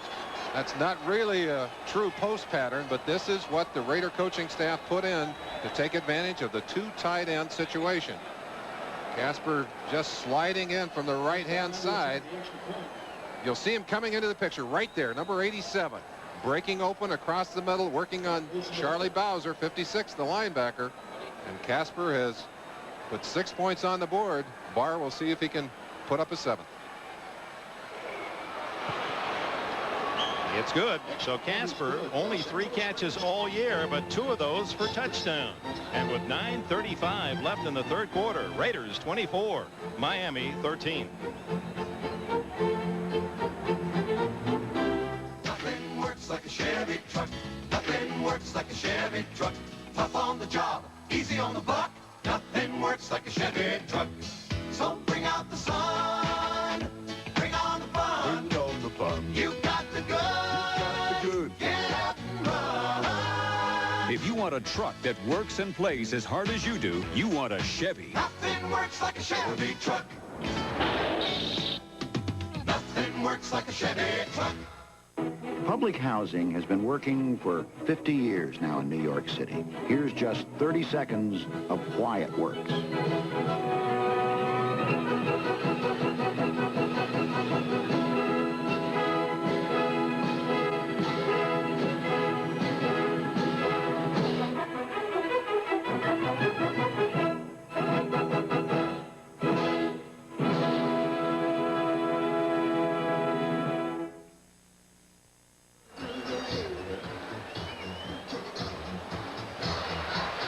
24-13, and Tom Flores in the catbird seat at least here early in the 3rd quarter, and he has not lost to Shula and the Dolphins, and that is a record to be admired. 4-0 against one of the masters. Bolton Walker deep. Onside. Oh, look at this, and it should work.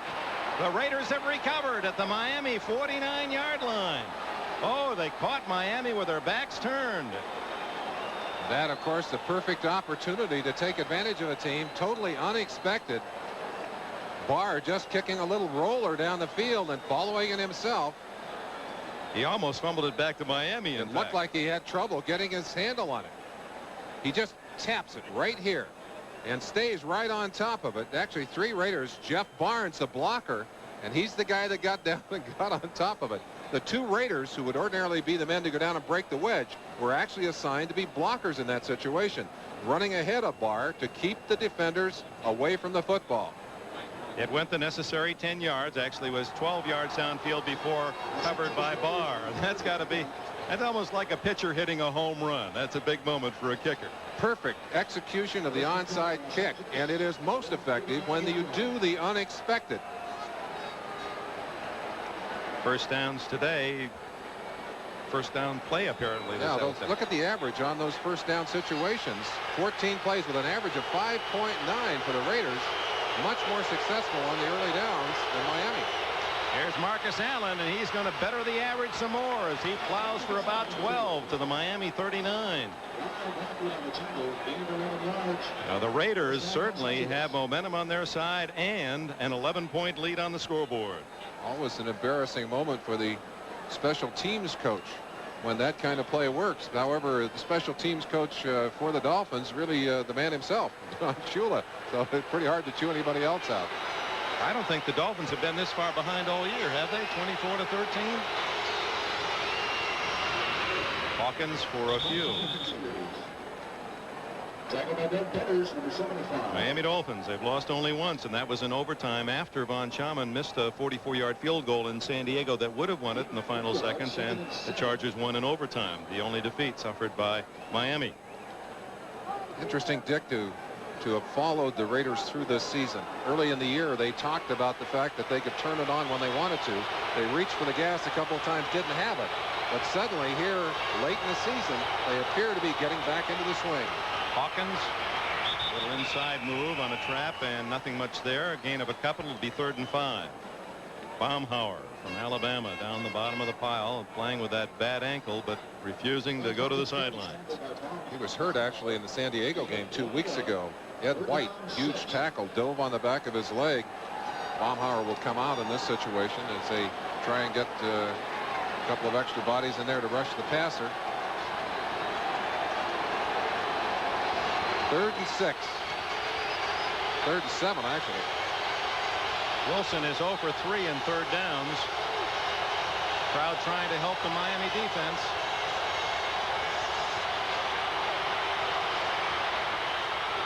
Incomplete. Intended for Barnwell, who was injured earlier, the shoulder, apparently okay. See if the Raiders go for a long field goal. No, Ray Guy comes in to punt. Other late games, Seattle leading Detroit 21-17 at the end of 3 quarters. Of course, Seattle, knowing that Denver, as you see Barnwell limp off, has lost at Kansas City in overtime, and the Rams lead 27-7 over New Orleans after 3 quarters. It looked like someone may have stepped on the inside of his leg. It looked like their cleats had ripped right through into the back of his leg as he was heading for the sideline there. But that pass was not well thrown. Wilson's timing was off on the play, and he was kicking himself as he left the field. So the onside kick recovery does not lead to any further advantage for the Raiders. Ray Guy aiming his punt, and they will mark it at the 8-yard line. Rifle shot for Guy, who is becoming better all the time at putting that ball out of bounds inside the 20. 7 minutes, 26 seconds remaining in the 3rd quarter. Raiders still leading by 11. So left the field with a shoulder injury, and that time they were working on a leg, but he appears to be okay. 8-yard line for Marino and the Dolphins. They've got work to do. 7:26 left, 3rd quarter.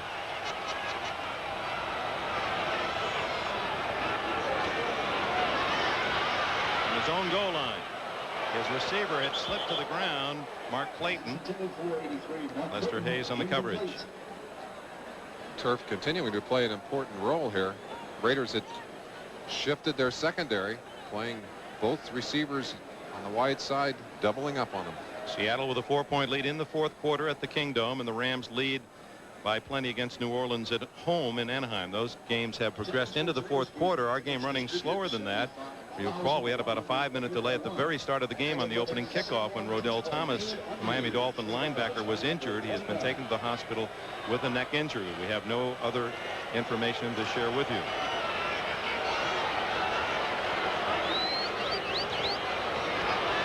Marino, incomplete, off the fingertips of Tony Nathan, and bounced out near Nat Moore. Mike Davis on the coverage. The Raiders overloading the right side of the Miami line, putting Howie Long over Stevenson to occupy him, and able to stunt, break a lineman free. Was the pressure really that forced the pass to be erratic. Now here's an interesting down deep in their own end. Marino and the Dolphins 3rd and a full 10 for a 1st down with a great pass offense, but a Raider defense that certainly has been their match thus far. And Marino calls these 3rd down situations the passing downs himself. 2 of 6 on 3rd down in the game. There's his man, Nathan, and a 1st down at the 20-yard line. If it's ruled a reception, it is. I asked Dan Marino why Shula's allowed him to call those plays. He said, when you call a pass play, there's so much terminology. And he said, by the time Shula repeats it to a messenger, the messenger repeats it to me, and I call the play, and then we go to the line. We simply cannot do that. Here's the shot from behind as Marino obviously called a good play. Nathan just cutting to the inside, waiting until the last second. Again, a timing pattern. That's the kind of pattern that they've been very successful with today. From our unique position on the goalpost with that camera, you saw the quickness of the arm of Marino. Now he lofts this one, and it fell in between Nathan and Mark Duper, and Marino kisses the turf under pressure again. Raiders coming aggressively with the blitz in a number of situations here to try and get additional pressure on Marino. He's probably been hit more today, Dick, than in any other game he's played all year. He's right about it. He's over the 50% mark, is he not, for the game? As we check the statistics, he's been under 50% only once all year, Marino, and that was against Indianapolis, and he's 18 for 34 today. They're the Blackwood boys, Lyle the senior and Glenn, the younger brother, the two safety men for Miami. Well, they look like twins. Well, they're a couple of tough dudes, too. Right? 2nd and 10. Contact before the snap, but I don't see any flag down.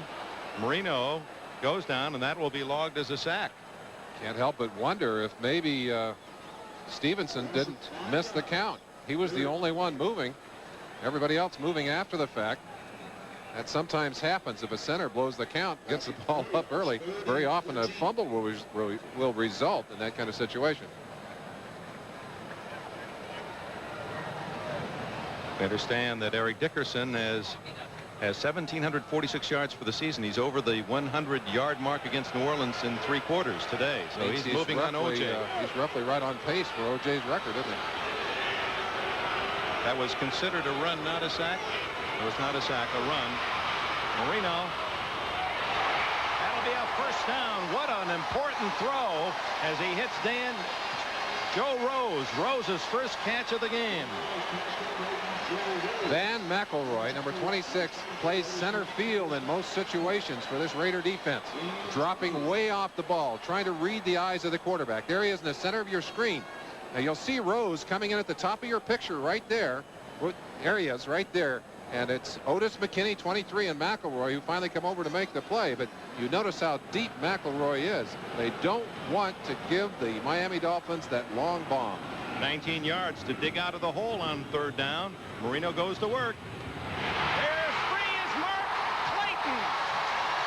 Oh, he almost fumbled it in the celebration, and now you can let it go.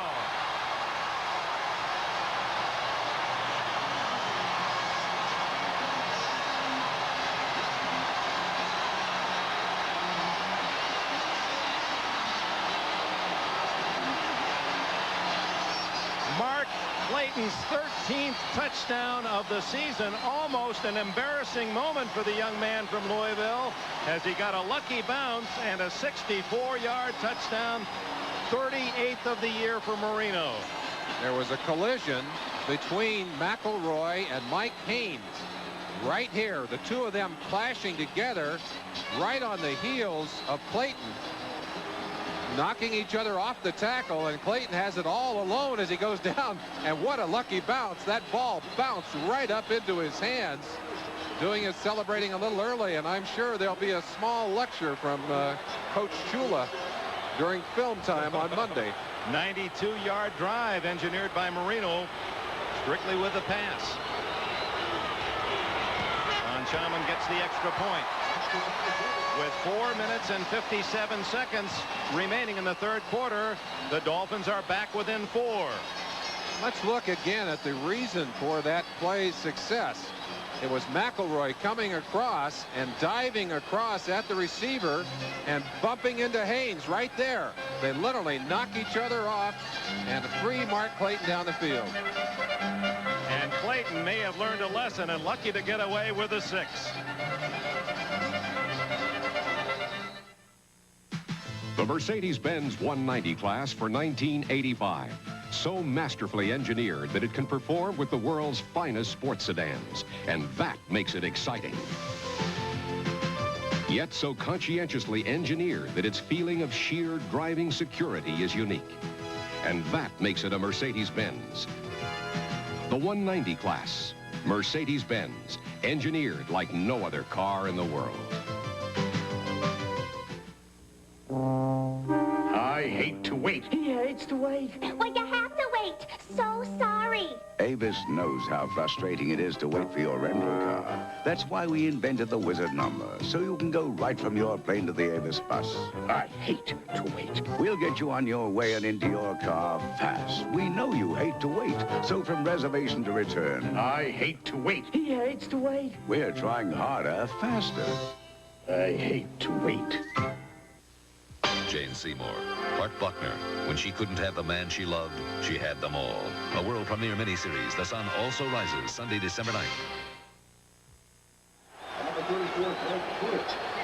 91 yards engineered by Marino. It showed a couple of tough plays on 3rd down, and Clayton 64 yards on the payoff, and it's a 24-20 lead for the Raiders. Von Chaman sends Greg Pruitt too deep in the end zone. The Raiders will take the touchback.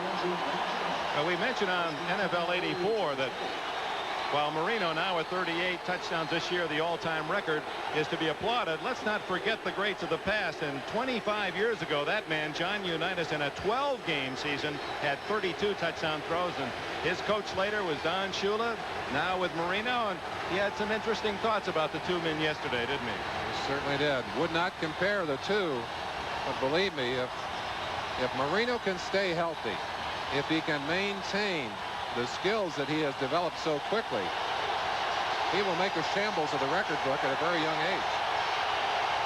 Listen to this crowd. Whoa.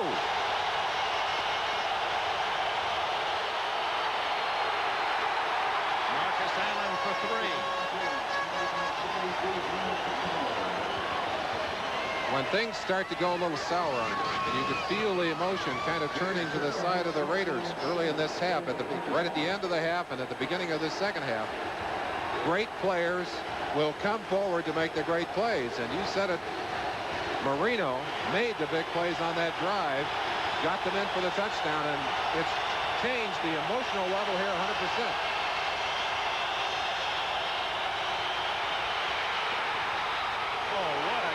By Christensen. That looked like it had interception written all over it, as there was a Dolphin in front and a Dolphin behind. It looked too tall, and Christensen just stole it away. Bowser hit Wilson just as he threw it. Wilson throwing under tremendous pressure. A.J. Dewey, the man who's covering Christensen, but if that ball had been an inch higher, it could never have been caught. In fact, it would indeed have been intercepted. Here it is again. You see Bowser hitting Wilson as he delivers it. It's short of the first down. 3rd and 2. There's no way to hear your signals out there, Dick. Wilson calls time. And you can credit that timeout to the Orange Bowl crowd of 75,000. I really believe if he had asked the official that he could have gotten an official timeout in that situation. As it is, he has taken a Raider timeout. And that could play importantly in the 4th quarter. We still have 3:33 left in this 3rd period.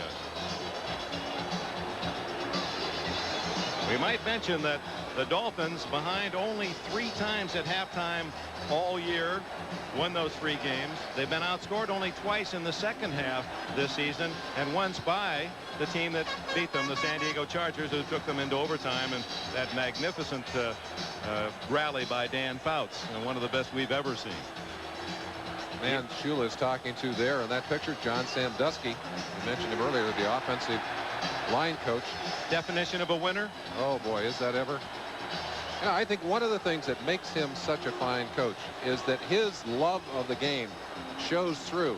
His concentration shows through, and he has a way of generating that kind of even pressure on his players. They know they're going to have to perform at their peak if they're going to play on a Shula team. There's good emotion without the pressure. He's not the kind of guy that spends the whole week screaming and yelling at you, but he is emotional during the games, and he'll occasionally explode at his players.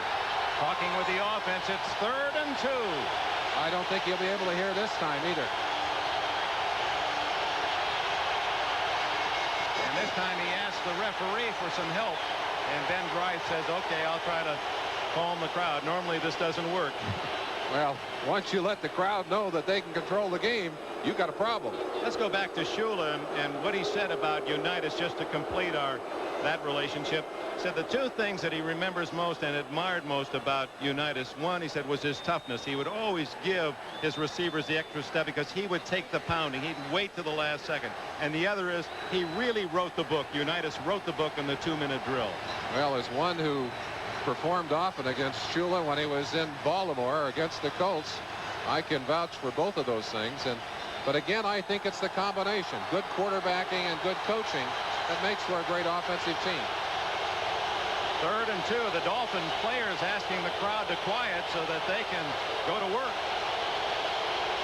Wilson says, I can't hear. This is a situation that many feel would be rectified if you could put a small receiver and transmitter in the helmets of the players. Well, Commissioner Pete Rozelle said that they might well experiment with that in the preseason next year. Well, I hope they work better than the mics we put on our officials, Dick.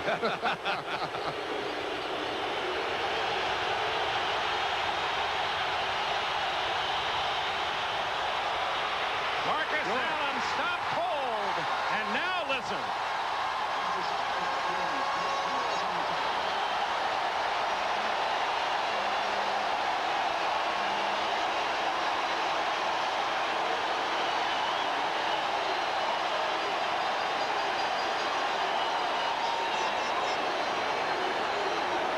Golden Walker will drift back.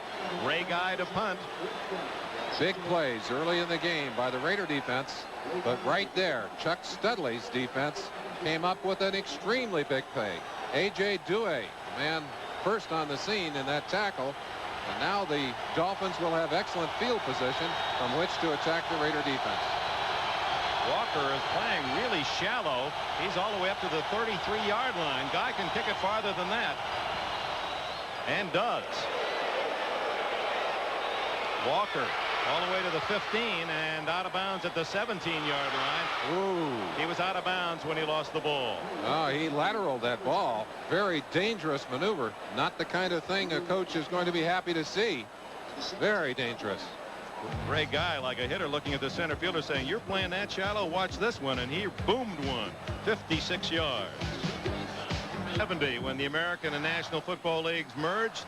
These are the best records. Miami, Dallas, and the Raiders. Dallas already updated 156 with their win today. Miami and Dallas in a virtual tie for the best record. Shula and Landry battling it out too. 24-20 the Raiders lead. First down at the 17, and do we have an interesting piece of statistical information to say for Alzado pressuring, and Duper has it anyway. First down at the 32. Part of the equation that creates a successful pass play, give the quarterback time to throw the fall. Dwight Stevenson, number 57, on the nose, playing on Bill Pickell, doing a great job. Pickell, who has become an excellent pass rusher, could not get anywhere near the quarterback on that play. 16 yards to the 33-yard line. Clayton to the right. We understand that that is now not a touchdown pass. Now they've changed it back. Okay, it is a touchdown pass. They were going to say that was a fumble run for a touchdown. Bennett blasting to the 40-yard line and a gain of 7. There was contemplation that since Clayton, in celebrating early, fumbled the ball, that would not be a touchdown pass but a fumble run for a touchdown. Now they've reversed their thinking and I think justifiably called it a touchdown pass, the 38th of the year. Seattle opens its lead against the Lions to 14 in the fourth quarter. That would give them sole possession of victory. First place as Denver was upset in overtime by Kansas City today. Looks as if we might have 3 teams out of the AFC West, could have 3 out of the NFC East in the playoffs. Bennett breaking a tackle. 40, 50. Finally out of bounds at the 38.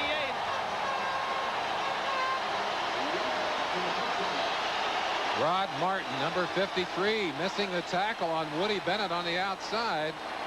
Good blocking on the inside to pin down the Raider defense. The center, Dwight Stevenson, doing an excellent job on that play. You'll see him right in the center of your screen on Reggie Kinlaw, number 62. His job to cut Kinlaw off. Not only cut him off, but got a second block on Matt Millen. Tremendous job. Now watch the play by Bennett. Running right out of the tackle of number 53, Rod Martin. Leg strength. Broke away and then showing some surprising speed for a big man. With the injury to Andre Franklin, Bennett is the leading rusher for the Dolphins this year, and that was his longest run, 23 yards of the season. Marino now in Raider territory, gets it out to Nathan, ducks the tackle. 20, 10, down at the 11-yard line as he ran by Jack Squirick.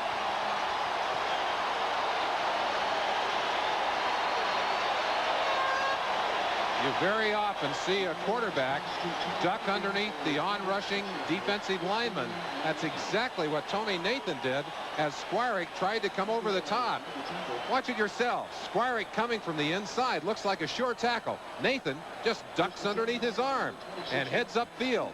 Picks up an extra 15, 20 yards before he's finally knocked down. Well, you talk about Marcus Allen, a great all-purpose player, but so is Nathan. He really does the job for the Dolphins in the same regard. Certainly does. Great pass receiver, too. At the 11-yard line, Miami trying to strike for the lead, and there it is! Marino has his third touchdown of the game. 11 yards to Clayton. 14th touchdown. That's a Miami record. Clayton breaking Nat Moore's single season mark. The challenge continues. Clayton man-to-man on Lester Hayes. Hayes all over Clayton, but Marino didn't care. He threw the ball in there anyway, and Clayton caught it. Watch Hayes. You can't cover much better man-on-man. He's right on top of him, but Clayton just goes up in the air right over the top of Lester Hayes and catches the ball anyway. Oh, great coverage, too. Now for the extra point try, which in its own way has been an adventure. Von Schaman trying to make it 27-24.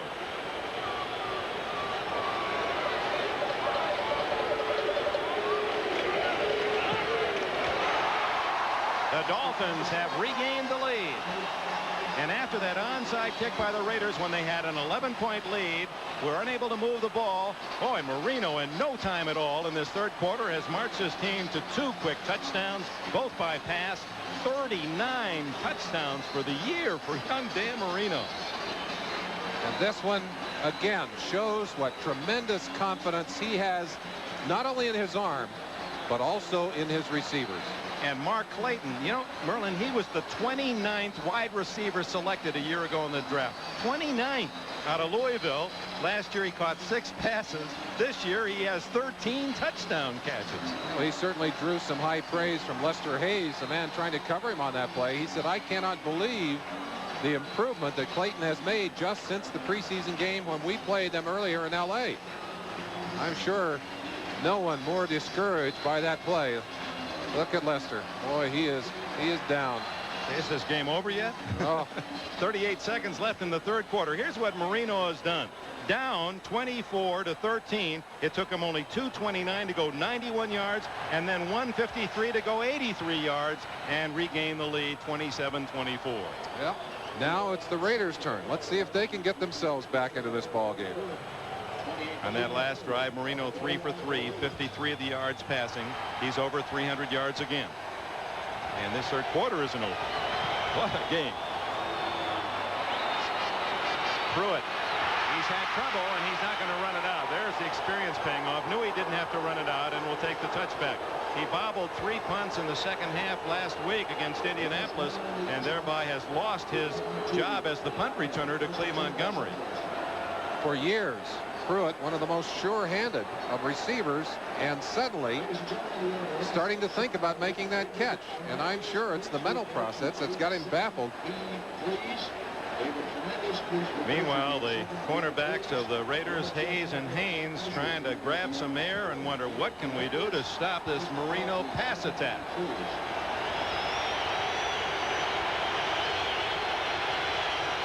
Christensen and Casper, 2 tight ends for Mark Wilson. The home field announcing its presence, that advantage. Crowd, I think, feeling they had a part in stopping that last drive. Again, trying to get involved in this game, and you see the Dolphin players who know that this is not going to work. You know what, I get a kick out of the Dolphin players when they raise their hands, as if it's almost to say quiet but don't quiet. I mean, we want to play but don't really be quiet. Here we go.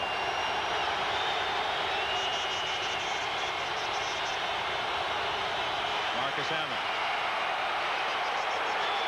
3 yards. Mark Brown down at the bottom of the pile, 51, along with Baumhauer, 73. Boy, he is a bull in the middle of that defense. 2 tight ends in the ball game. Dave Casper, you saw him catch a pass earlier for a touchdown. He's blocking in this situation. Really a tough blocker, excellent blocker, blocking on Charlie Bowser, number 56. Kept him right out of the play. And that is the end of the third quarter here in Miami's Orange Bowl. The score, the Dolphins 27, the Raiders 24. And we'll be right back after these messages from your local station. Folks looked at the schedule and said, wait till December early. The Dolphins will host the Raiders, and this one has lived up to all the expectations. Sellout crowd, 27-24. The Dolphins lead. We open the fourth quarter. Christensen, one of the few tough chances he has not come up with. Glenn Blackwood was right there for Miami, and that'll bring up 3rd down and 7. Let's go through the scores of the day. These are the finals early. 16-13. That was not overtime, but Kansas City winning it late. 20-10, the Giants over the Jets. Pittsburgh lost in overtime to Houston, 23-20. Final, St. Louis upsetting New England 33-10. That all but knocks New England out of the playoff picture. Dallas wins at Philadelphia 26-10. We'll give you the rest of the scores. Overtime win Cincinnati over Cleveland. That puts them a game behind Pittsburgh, so the Central Division race not over. Big play, 3rd and 7. There's Christensen and a first down at the 32-yard line for the Raiders. Covered by Judson. The rest of the scores. Buffalo winning at second, 21-15, as they held off a Colts rally. 35-17, the 49ers are 13-1. 27-14, Green Bay beats Tampa Bay. 38-17. Dave Craig in that game has thrown 5 touchdown passes. The Seattle quarterback, 2 to Largent, 2 to Turner. And the Rams lead cut to 34-21 against New Orleans. That one at home in Anaheim. Here, 27-24, the Raiders trail Miami. Marcus Allen finds a little daylight. Oh, he just uses blockers and sees the open cracks in the defense so wonderfully well. 11 yards for Allen. Running with real abandon, literally leaping over the top. Tremendous shot. Great acceleration, as you'll watch from behind. And when Allen finally makes the cut, watch him right here. He'll cut up inside and literally jump over the top. Look at the body control there. They finally grab a hold of one more player, and he'd have been gone. 84 yards rushing for Allen, who got a little extra help from Mickey Marvin. Had a pretty good grab on one of the Dolphin defenders. Wilson in trouble. Bob Brzezinski.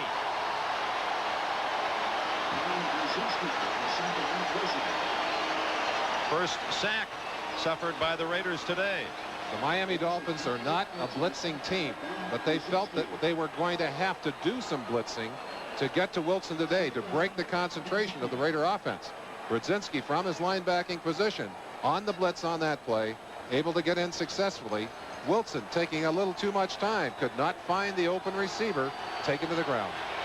Don't normally expect Brzezinski to be in on the blitz. It's usually the other linebacker, Bowser. Marcus Allen with long yardage, trying to get outside, cannot. Man at the bottom of that stack, number 59, Bob Brzezinski. Just took Allen's feet out from underneath him. Brzezinski, I think, plays the run about as well as any linebacker in all of football. That'll bring up 3rd down at about 15. We remind you this telecast presented by authority of the National Football League, intended for the private use of our audience. Any rebroadcast or other use of this telecast without the express written consent of the Miami Dolphins and the National Football League is prohibited. Long yardage situation. Let's see if they come with a blitz, Dick. 1 out of 8. Wilson on 3rd down today. Yes, they do, right there.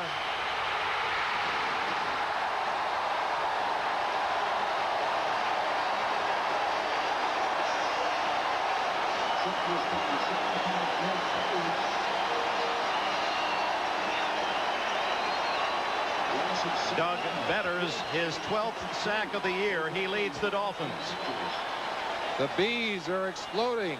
56. Bowser from the outside. Brown right there, 51. And Betters from the other side. All 3 converging on top of Mark Wilson. He did not have a chance. He felt the sting. And here's Guy to kick. Walker back at the 18-yard line. A flag is down.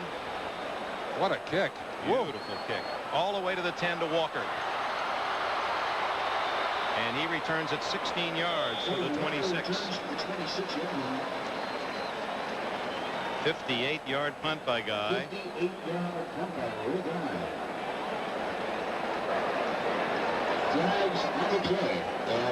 Officials signaling the... Says, give me a captain. Where's the captain? Somebody here got to be able to make a call. I think there was an offside against the Raiders. Illegal motion against. 5 yards and kick over. The Raiders guy will have to kick it again. 11:46 remaining in the fourth quarter. Miami about to get the ball again with a 27-24 lead after they had seen the Raiders move to a 24-13 advantage middle of the third quarter. Some interesting changes of emotional level in this game, back and forth. But I think looking back at this game, perhaps the most important series of all was that tremendous drive that Marino put together to kind of put his team back into the driver's seat. They didn't go ahead with that drive, but they got back into the ball game, got the crowd involved, and the crowd has played a big role since that time. So Guy, the veteran from southern Mississippi, once kicked a field goal in college of 61 yards, a #1 pick by the Raiders. That raised some eyebrows back in '73, but what a buy that was. Walker eases up to the 22. God, this one not very good, off the side of the foot. And an up back will take it. That was one of the Blackwoods, Glenn Blackwood, at the 33-yard line. So the penalty hurts the Raiders. A gain of about 12 yards on the penalty. Only a 40-yard kick by Guy here at the Orange Bowl. Who will ever forget Kellen Winslow and his 13 catches and blocked field goals, and they dragged him off the field. This is one of the easier moments for Winslow, who became a star in that magnificent win against the Dolphins a couple of years ago. And they have cooked him a bit today. He's made some good plays, but they've gone over the top of him. And they're going to go again. Oh, this one's to Johnson over the middle and close to a first down. Boy, that one dangerously close to a possible interception, but about 10 yards to Dan Johnson. Squirick made the defensive play for the Raiders, and suddenly the Raiders have been unable to stop Marino after they really had checked him pretty effectively. Raider defense, a big play defense. They showed us that early in the ball game. They need a big play now. They need a turnover. They need to make something happen.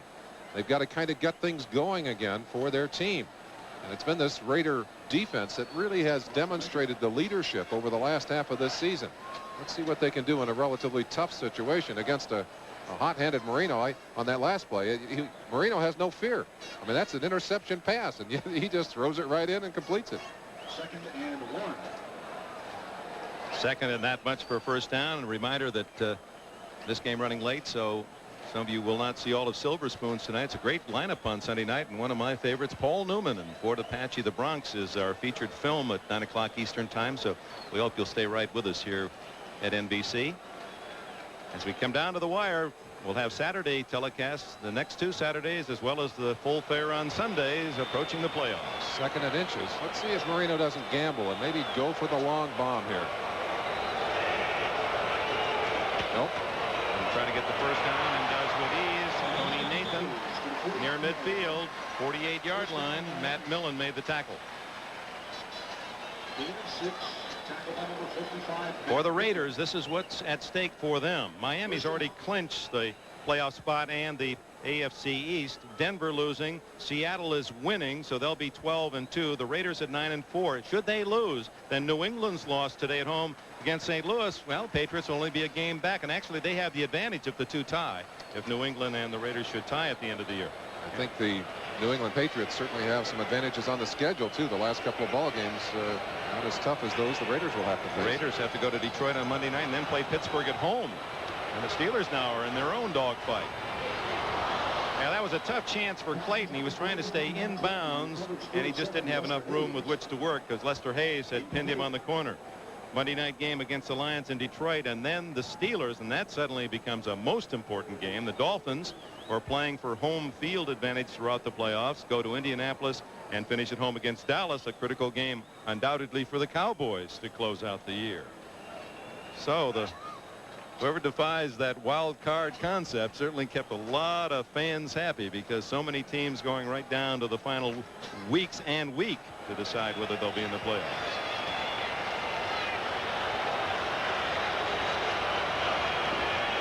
Shula in the Orange Bowl, mighty tough to beat. 2nd and 10. Woody Bennett greeted rudely by Bill Peckel, the second-year man from Rutgers. Peckel and Martin in on that tackle.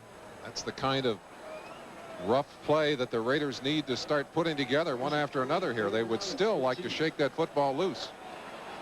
You know, there was an amazing stat in the last 4 games. The Dolphins' opponents had not fumbled the ball a single time. I think in concentration, your concentration against a tough opponent really improves.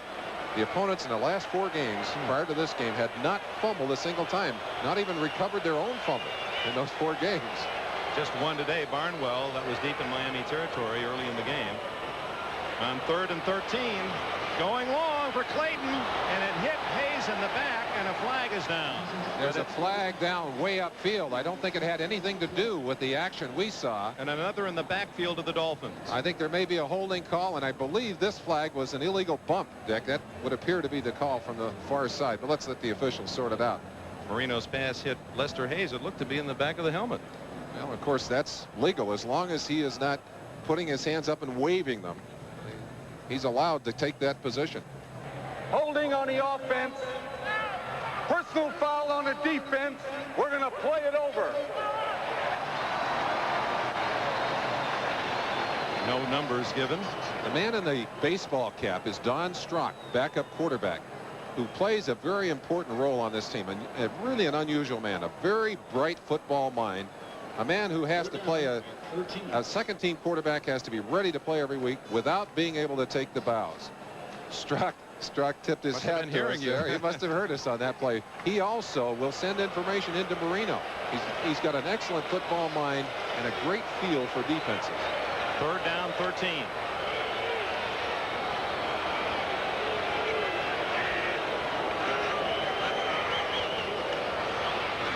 Marino goes underneath to Matt Moore, and he's tackled at the 50, far short of the first down. Marino unhappy. Another flag is down. Back where Marino threw the ball.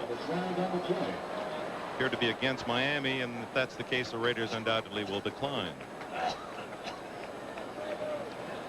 See John Giesler coming over.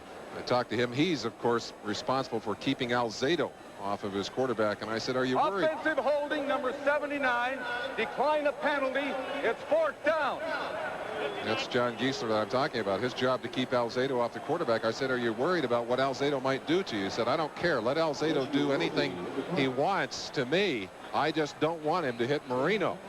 So, of course, his job to protect the quarterback, and that was not Bruce Davis, as you saw. He says, I got enough of my own problems. Don't give me Giesler's penalties.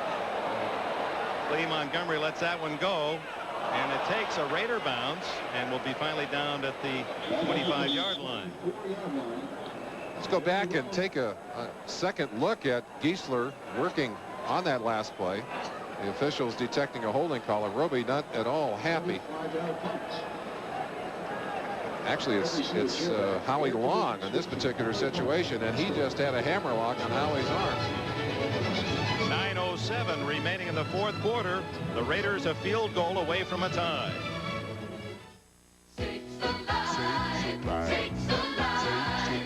Only Monster's got a sporty truck with a split design. 95. I just got a To stay tuned. Silver Spoons will be seen at its regular time on the West Coast and out in Hawaii, but the rest of you after our game here from the Orange Bowl will be Punky Brewster, Knight Rider, Paul Newman starring in Fort Apache, the Bronx at 9 o'clock Eastern time. Dick Enberg with Merlin Olsen. 4th quarter, 9:07 left. The Raiders trailing by 3, 27-24, have the ball at their statistically the 25. The ball over the 24-yard line. Wilson in trouble. And now throws for Doki Williams, and this could be a touchdown. The Raiders take the lead.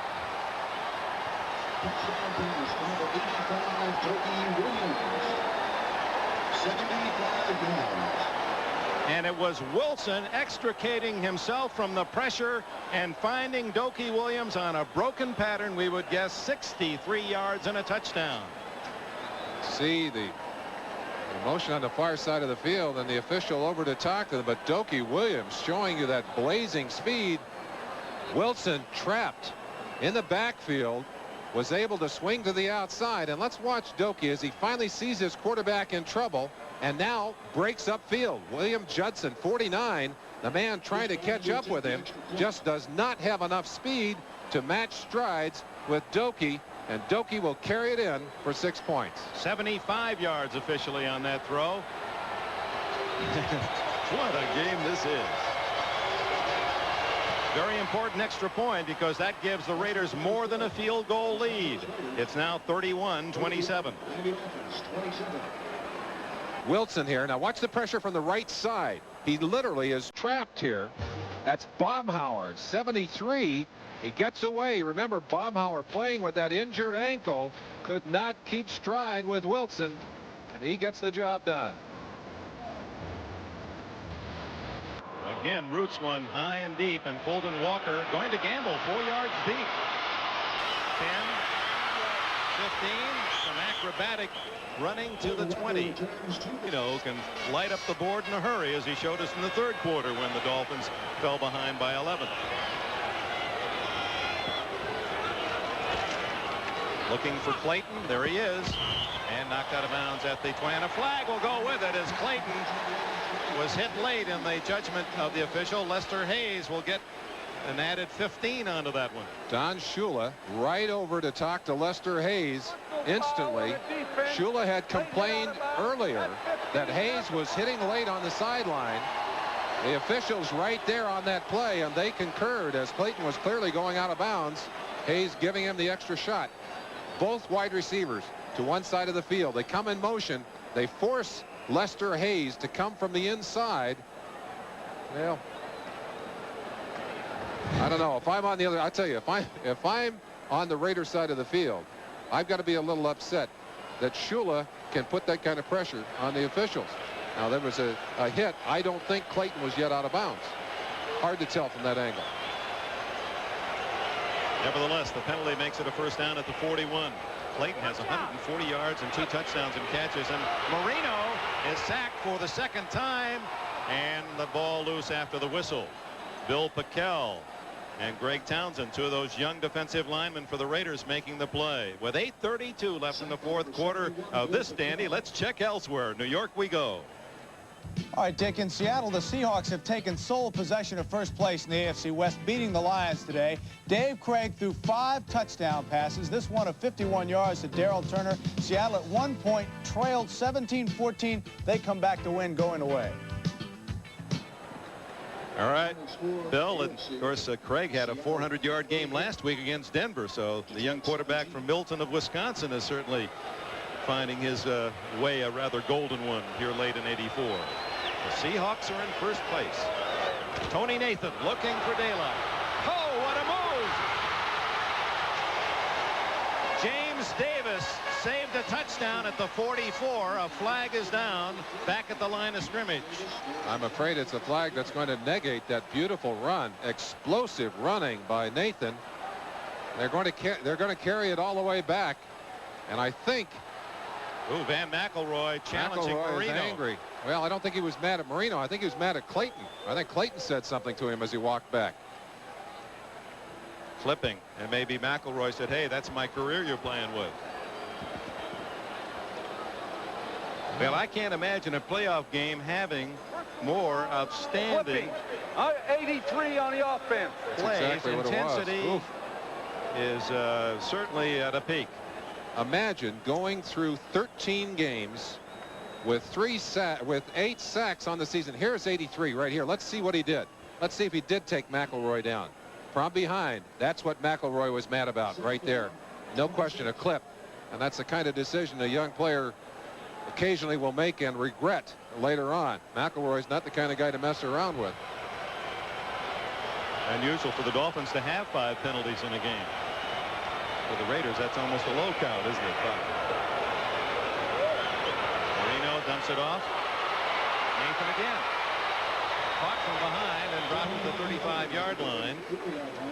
The 15-yard clipping penalty, not a 10-yarder, but 15 yards. And so Miami really working out of the hole on first down. As you see the clock, time remaining in the fourth quarter.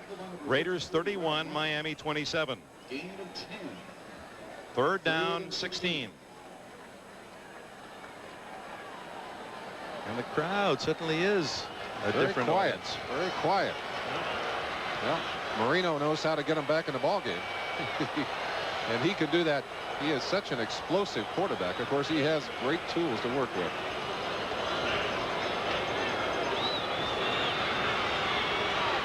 There he goes deep.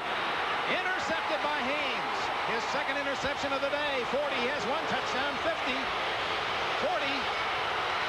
Mike Haynes finally knocked down at the 15-yard line, and there's an all-pro cornerback. 56 yards unofficially on the return to go with a 97-yard touchdown return in the first quarter. Jimmy Cephalo, number 81, the intended receiver. And Mike Haynes had a good jump on the football. He'll be outside on this play. You should see him right there. He read it all the way. Left his man, cut inside, left Duper, number 85, and just stole the football from Jimmy Cephalo. Upfield, showing some good running skills. New England, they said this young man could have been a running back, could have been a wide receiver, enough skill to literally to do anything he wanted to do, Dick. He's leading all runners in the entire game. 153 yards for him in 2 tries. And now the crowd trying to help Miami. Marcus Allen. Ooh, hammered and then takes a little extra shot to the face bar. Good old helmet. That one just paid for itself. There is Otis McKinney, out of breath after helping Mike Haynes downfield. Lester Hayes. Look at both those guys. Look at all the oxygen there. They're all working on the oxygen over there. We talked about the humidity. Even though the sun has been down for a long time, it is still a hot and humid night. And believe me, the running that those defensive backs are doing tonight, they're more than earning their salaries out on this field. 2nd and 8. Allen, who's over the 1,000-yard mark for the season, doesn't get the first down yardage. Out of bounds at about the 7. Miami. There's Allen with 97 yards today to lead all rushers over the 1,000-yard mark again. And a big play. 3rd and 2. Great time for play action here if they can use it. Nope. It goes to Allen outside. He'll have it. He walks it in. The 16th touchdown of the season for Marcus Allen. Our NBC Sports sign stopping him as he goes through the end zone. He was skidding over in that concrete area or sharp area trying to stop his momentum. Martin waving a sole digit to the fans and saying, hey, we're number 1. We'll prove it right here. 6:07. Still a lot of time left in this ball game, and this might be an opportunity if you could get in to block that extra point to make something happen here for the Dolphins. Barr's try for point is good. So after the interception by Mike Haynes, and boys, he played an important role in this game. 3 Allen runs and the 15 yards consumed. The last 6 on this scamper through the right side untouched. Marcus Allen gives the Raiders a 38-27. It's been like Fort Apache, the Bronx. Boy, it has. The steam of Miami.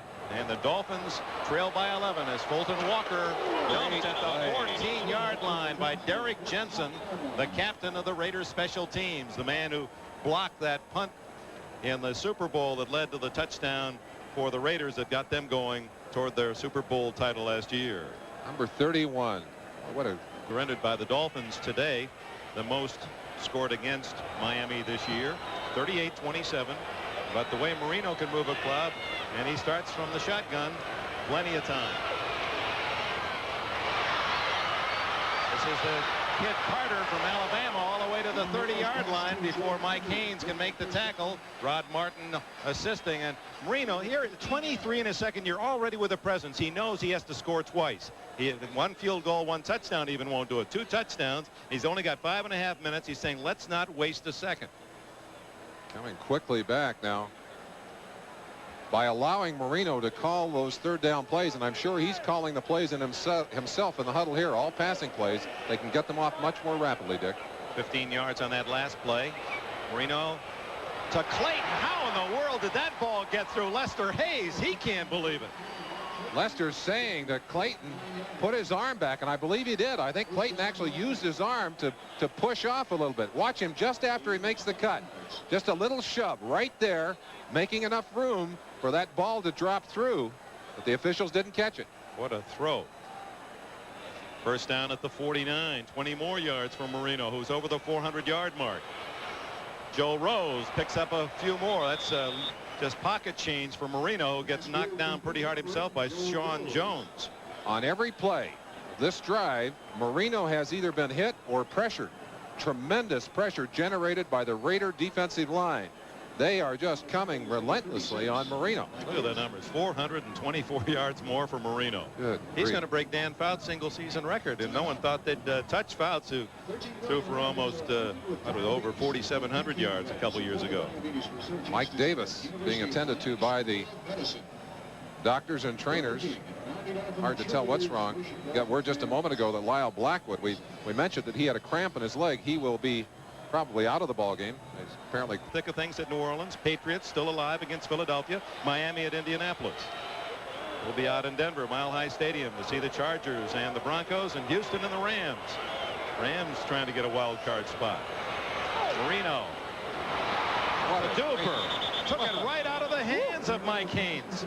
I thought Haynes was going to have his third interception. Well, we build it speed on speed. The two great wide receivers, the two great cornerbacks, and they have battled head-to-head all day. You see again, Hayes letting him go inside. That's an unusual thing. And Duper wanted to lateral that football. He wanted to toss it. Couldn't find anyone. First down. Going for it all. There's Duper. And there's a flag down at the line of scrimmage. Howie Long has put tremendous pressure on this Dolphin offensive line. A number of calls today have gone against the people trying to keep him away from Marino. This one was a legal motion.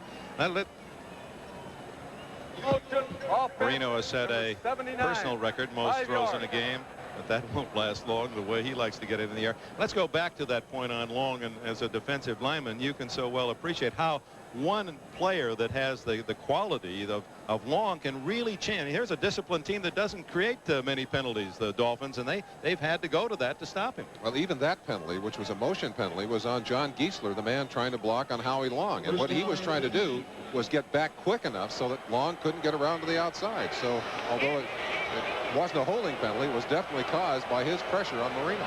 First and 15 for the Dolphins. 3:33 left. Almost intercepted by Otis McKinney, intended for Mark Clayton, the top quarterback in the AFC. That's against the Dan Fouts and all the rest of the 10.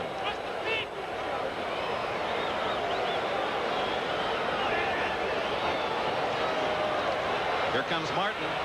Almost intercepted by Piquel. Shower, some of the umbrellas in evidence, so a light rain falling. Second and 10 for Marino from the Raider 34. He needs 2 touchdowns. Oh, there's almost a movement by Newman. Marino down the middle to Rose. Joe Rose to the 5-yard line. Another flag is down, however, and this could be against Miami. It appeared that Newman might have moved before the snap. One of the things that someone moved. Let's see. It also appeared to me that one of the wide receivers may have tried to get a little jump. Mike Haynes is putting so much pressure on the outside that the receiver's trying to get away. And Joe Rose, who got a bad shoulder, you see him. He's backing up before 79 again, and that's exactly what we talked about earlier. Giesler trying to get back there when Jensen's in the lineup. Let's spot where he's located. He's on the tight end side, near side, number 11. You can see him. He's got the clean uniform. Kept him in the block. I don't think he had that in mind. Short gain to Carter to the 33, where it'll bring up 3rd down and 8 or 9. Howie Long again putting pressure on Marino. Counting down to 3 minutes. Marino's got to explode here. Right now the Raiders playing the clock, Dick.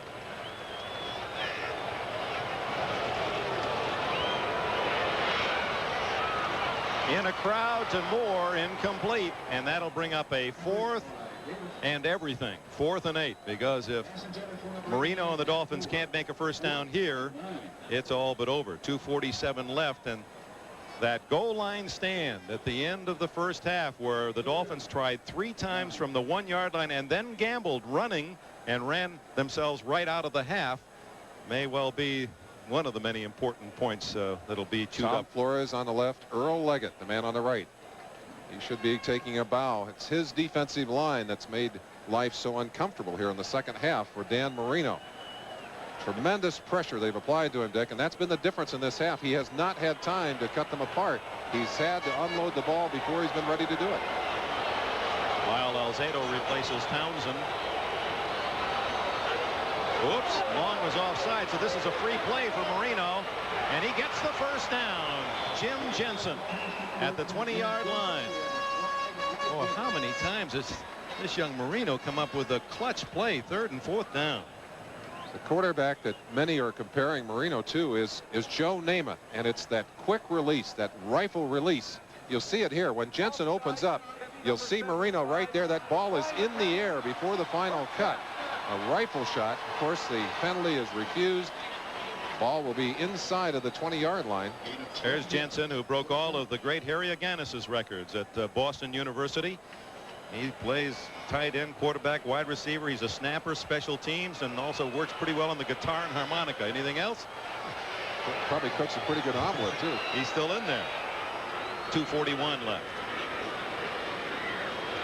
Blitz. Davis on the blitz, but he gets it off to Nat Moore. And the veteran is to the 9-yard line. 1st and goal. The clock running. 2:31, 2:30 left. 10 more yards for Marino. He's working on a possible 500-yard day. The ability to react instantly. The blitz was on. Mike Davis coming from the outside. Marino read it, fired that ball out instantly. The receiver knew what he had to do. They pick up the first down. 450 yards passing for Marino. Looking for a touchdown. He's got it to Duper.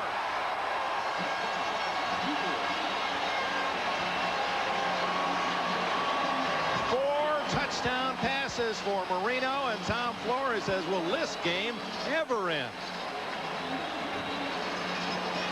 You saw Marino burn Lester Hayes on the right side.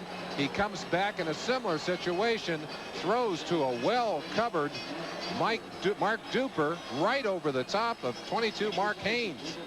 It's Haynes right there leaning back. He's all over the receiver. Can do nothing to stop it. A perfectly thrown ball and a great catch. 86 yards in 10 plays. Boy, Marino has put him on a 91-yard march, 83 yards, 86-yard marches for touchdowns in the second half. Try for a point by Von Schamann. It was in this spot in the first half where he had one blocked, and that is a very important play in this game, because had it not been blocked, it would be a field goal game. A flag is down. Instead, the Dolphins have to get the ball back and score a touchdown, not a field goal. One of the advantages. Well, let's let the official. Line up in the neutral zone. The point is good. 5 yards on kickoff. Von Schamann, will he kick it deep? The Raiders don't think so. They're setting up for a possible onside. Loading up on the left side. There it is. The onside kick. Casper bobbled it, but Otis McKinney appeared to fall on it for the Raiders. The ball was free at one time. Let's see who came up with it. I'm sure they're fighting for it at the bottom of that stack. The Raiders come up with the ball. Otis McKinney, after Dave Casper unable to pick it off, has it for the Raiders at the Los Angeles 43 with 2:03 remaining. So the Dolphins have the 2-minute timeout plus their own 3 left. An excellent onside kick by Von Schamann. What you want that ball to do is take a nasty hop at the end, like a bad hop for a baseball player. There it is. Came right up. Casper got his hands on it, couldn't control it. The ball took a lucky hop right in there in the hands of McKinney, but it wasn't McKinney who came up with it finally. It looks, who is it? I can't tell who ended up with it, but I don't think it was McKinney who ended up with the ball. The crowd trying to help Miami as they did earlier in this half. Frank Hawkins straight ahead, and there's the timeout at the 2-minute. 1:59 it comes. Just to quickly brush up, the all-time NFL record is 554 yards passing. Second is 509 all-time, and Marino's already at 450. Here's another fantastic finish. Fantastic finishes. 1982. Cleveland's Brian Sipe uncorks a looping do-or-die pass that looks like it will be intercepted by the Eagles' Roy L. Young. But no, it's stolen for a touchdown by Ozzie Newsome of the Browns. Cleveland fans rejoice with less than a minute to go. But Philadelphia roars right back. With only 25 seconds left, hard-running Leroy Harris steamrollers Eddie Johnson and lunges into the end zone. A sweet win for Dick Vermeil. Jeffrey, helping Mother today was a good idea. Well, those of you on the West Coast will see Punky Brewster from the start, but I understand she's been watching the game, and we'll be able to enjoy Punky Brewster in progress after the conclusion of this game, if indeed it ever ends. It's 38-34 Raiders, and stay tuned. Paul Newman and Fort Apache, the Bronx. Marcus Allen wisely did not go out of bounds. You saw him. There was that moment he hesitated, said, no, I'll stay in bounds, take the short game, and the timeout called by Miami. They have 4, 3rd down and 6. Will the Raiders throw a pass here to try to get the first down? Nope. Look at Allen. He might go all the way. Marcus Allen of the Raiders has scored again, his 3rd of the game. Oh, my. And the pressure is off on the Raiders sideline. Tremendous reaction to Allen as he started to his left. That whole Miami defense, anticipating the run, started to their right. Allen registered that, made a quick cut back against the grain, and jumped one player, and he was gone. Tremendous vision. Watch him starting to the left here. Now sees the defense overreacting and just uses his speed to break it away and take it to the end zone. What a player. Marcus Allen, 156 yards rushing, 3 touchdowns to extend his NFL lead to 17 touchdowns this year. Talk about great players making the big play in the big game. And Barr adds the extra point. Would you have believed when we walked in the stadium today that the Miami Dolphins would give up 45 points to the Raiders? Statistically, the Dolphins defense has not done well in many categories, but one of the categories they've been very strong in is points allowed. They were right with Denver and early Chicago in the year. most of the year. I think they ranked 5th coming into this ball game. They will not be there after this game. And there is Allen. Look at how the whole defense had overreacted to that play, which started out to their right. And Allen could see that and was able to use his speed to take advantage of it. Certainly in the modern Don Shula era, 45 points would probably challenge a negative record for the Dolphins.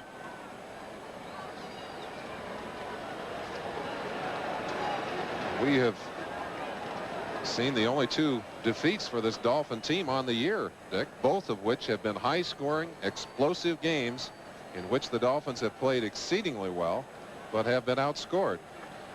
This is the team that's 5th in the entire league in least points allowed. And Bob Brzezinski, one of the men who overreacted, and that's a tough thing. They just wanted to make the play on Marcus. Well, don't wander away, because with Dan Marino about to come out, even though it's 45-34, Marino, who has already really rewritten the most touchdowns in a season mark with 4 more to give him 40 for the year, but he's going to have a chance of 80 yards of field to work on Norm Van Brockman's long-standing record of most yards passing in a game. 45 points. Oof. I'm sure Tom Flores, who has been concerned about his offense and their ability to score, extremely pleased by what they've done today. Another man who should take a bow on that far sideline, Bob Zeman, defensive coordinator for the Raiders. He's been calling the defenses, and I'm sure right now reminding all of his troops, stay deep, keep everything in front of you, make them work their way down the field. They'll give Marino yardage here. They'll try to keep him from taking the big one. He starts with a triple right. Nat Moore, Mark Clayton, and Cefalo all to the right, and Van McElroy, yeah, he's already to the 50-yard line. Marino throws short and incomplete, and probably a wise drop by Carter. Not that he thought of doing that, because that would have kept the clock running, and they only had about 5 yards anyway. Lester Hayes back about 25 yards. McElroy won't even go back to the huddle. The prevent is in there now. 2nd down and 10. Dan Marino at the moment has 470 yards passing. Greg Pruitt and Marcus Allen Pruitt, who was second to Johnny Rodgers for the Heisman back in the early 70s. Marcus, who won it at USC. Well, we've seen some brilliant plays today. Greg Townsend, another one as he sacks Marino at the 3-yard line. That's the third sack of Marino, who had been sacked but 7 times all season long. So that was part of the Raider game plan. They had to pressure Marino, and they did. They came into this game dedicated to getting pressure on the quarterback. The top sackers, you see them there: Martin, Long, Piquel, Townsend, Davis. That one by Townsend, number 93. We talked about Howie Long earlier in the game. Martin, I don't believe, had one today, but Piquel definitely a force in the pass rush. Clock running, and the Dolphins taking their time. Now that sack really put them in a 3rd and 27 hole.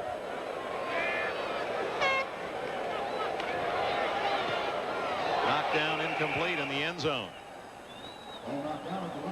So 4th and 27 at your 3-yard line. 101 left. Not many play calls for that.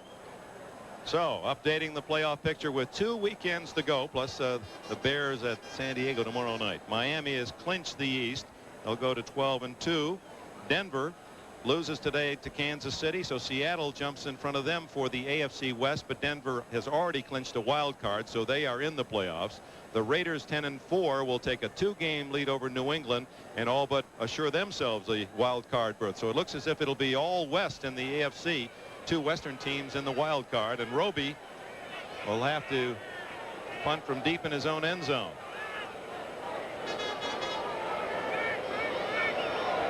They'll just let this one roll. They won't worry about it. Roby tries to line drive it. Didn't get all of it. They'll just let that football lay there. To the 43-yard line, where the Raiders will have the ball with 49 seconds. Let's go back to the end of the first half. The Raiders led at that time, and the Miami Dolphins had the ball at the 1-yard line and 3 chances, and this is the last with 9 seconds left. They don't go for the pass. They try to run it, and Pete Johnson diving in, and you see the penetration from all the defensive linemen underneath, linebackers concentrating on the play, and Howie Long lets you know right there they did not make it in. Now to New York. All right, Dick, besides the game you and Merlin are describing from the Orange Bowl, there were 2 other late games today in the NFL. The first one saw Seattle, with 5 touchdown passes from David Craig, defeat Detroit 38-17. At one time, Detroit held a 17-14 lead. Seattle has now won 8 in a row, and as you mentioned earlier, they have the AFC West lead alone now at 12-2. The Rams pounded New Orleans 34-21 in the other game. Eric Dickerson had 148 yards. He needs 224 to pass O.J. Dick? So things are interesting in Los Angeles. The Raiders with this win today, and the Los Angeles Rams and Eric Dickerson. Mark Wilson, who had his rough spots early, but certainly has played very well in the late going. One has to wonder why it is that the Dolphins do not match up well against this Raider team. And I think one of the reasons is because the Raiders' basic philosophy is playing physical football. They want to come out there and they'll challenge you with their people and their execution. The Dolphins traditionally have wanted to play a position game, more of a finesse game. And I think that that kind of game suffers when it's matched against a very physical team. And indeed, this has been a most physical game.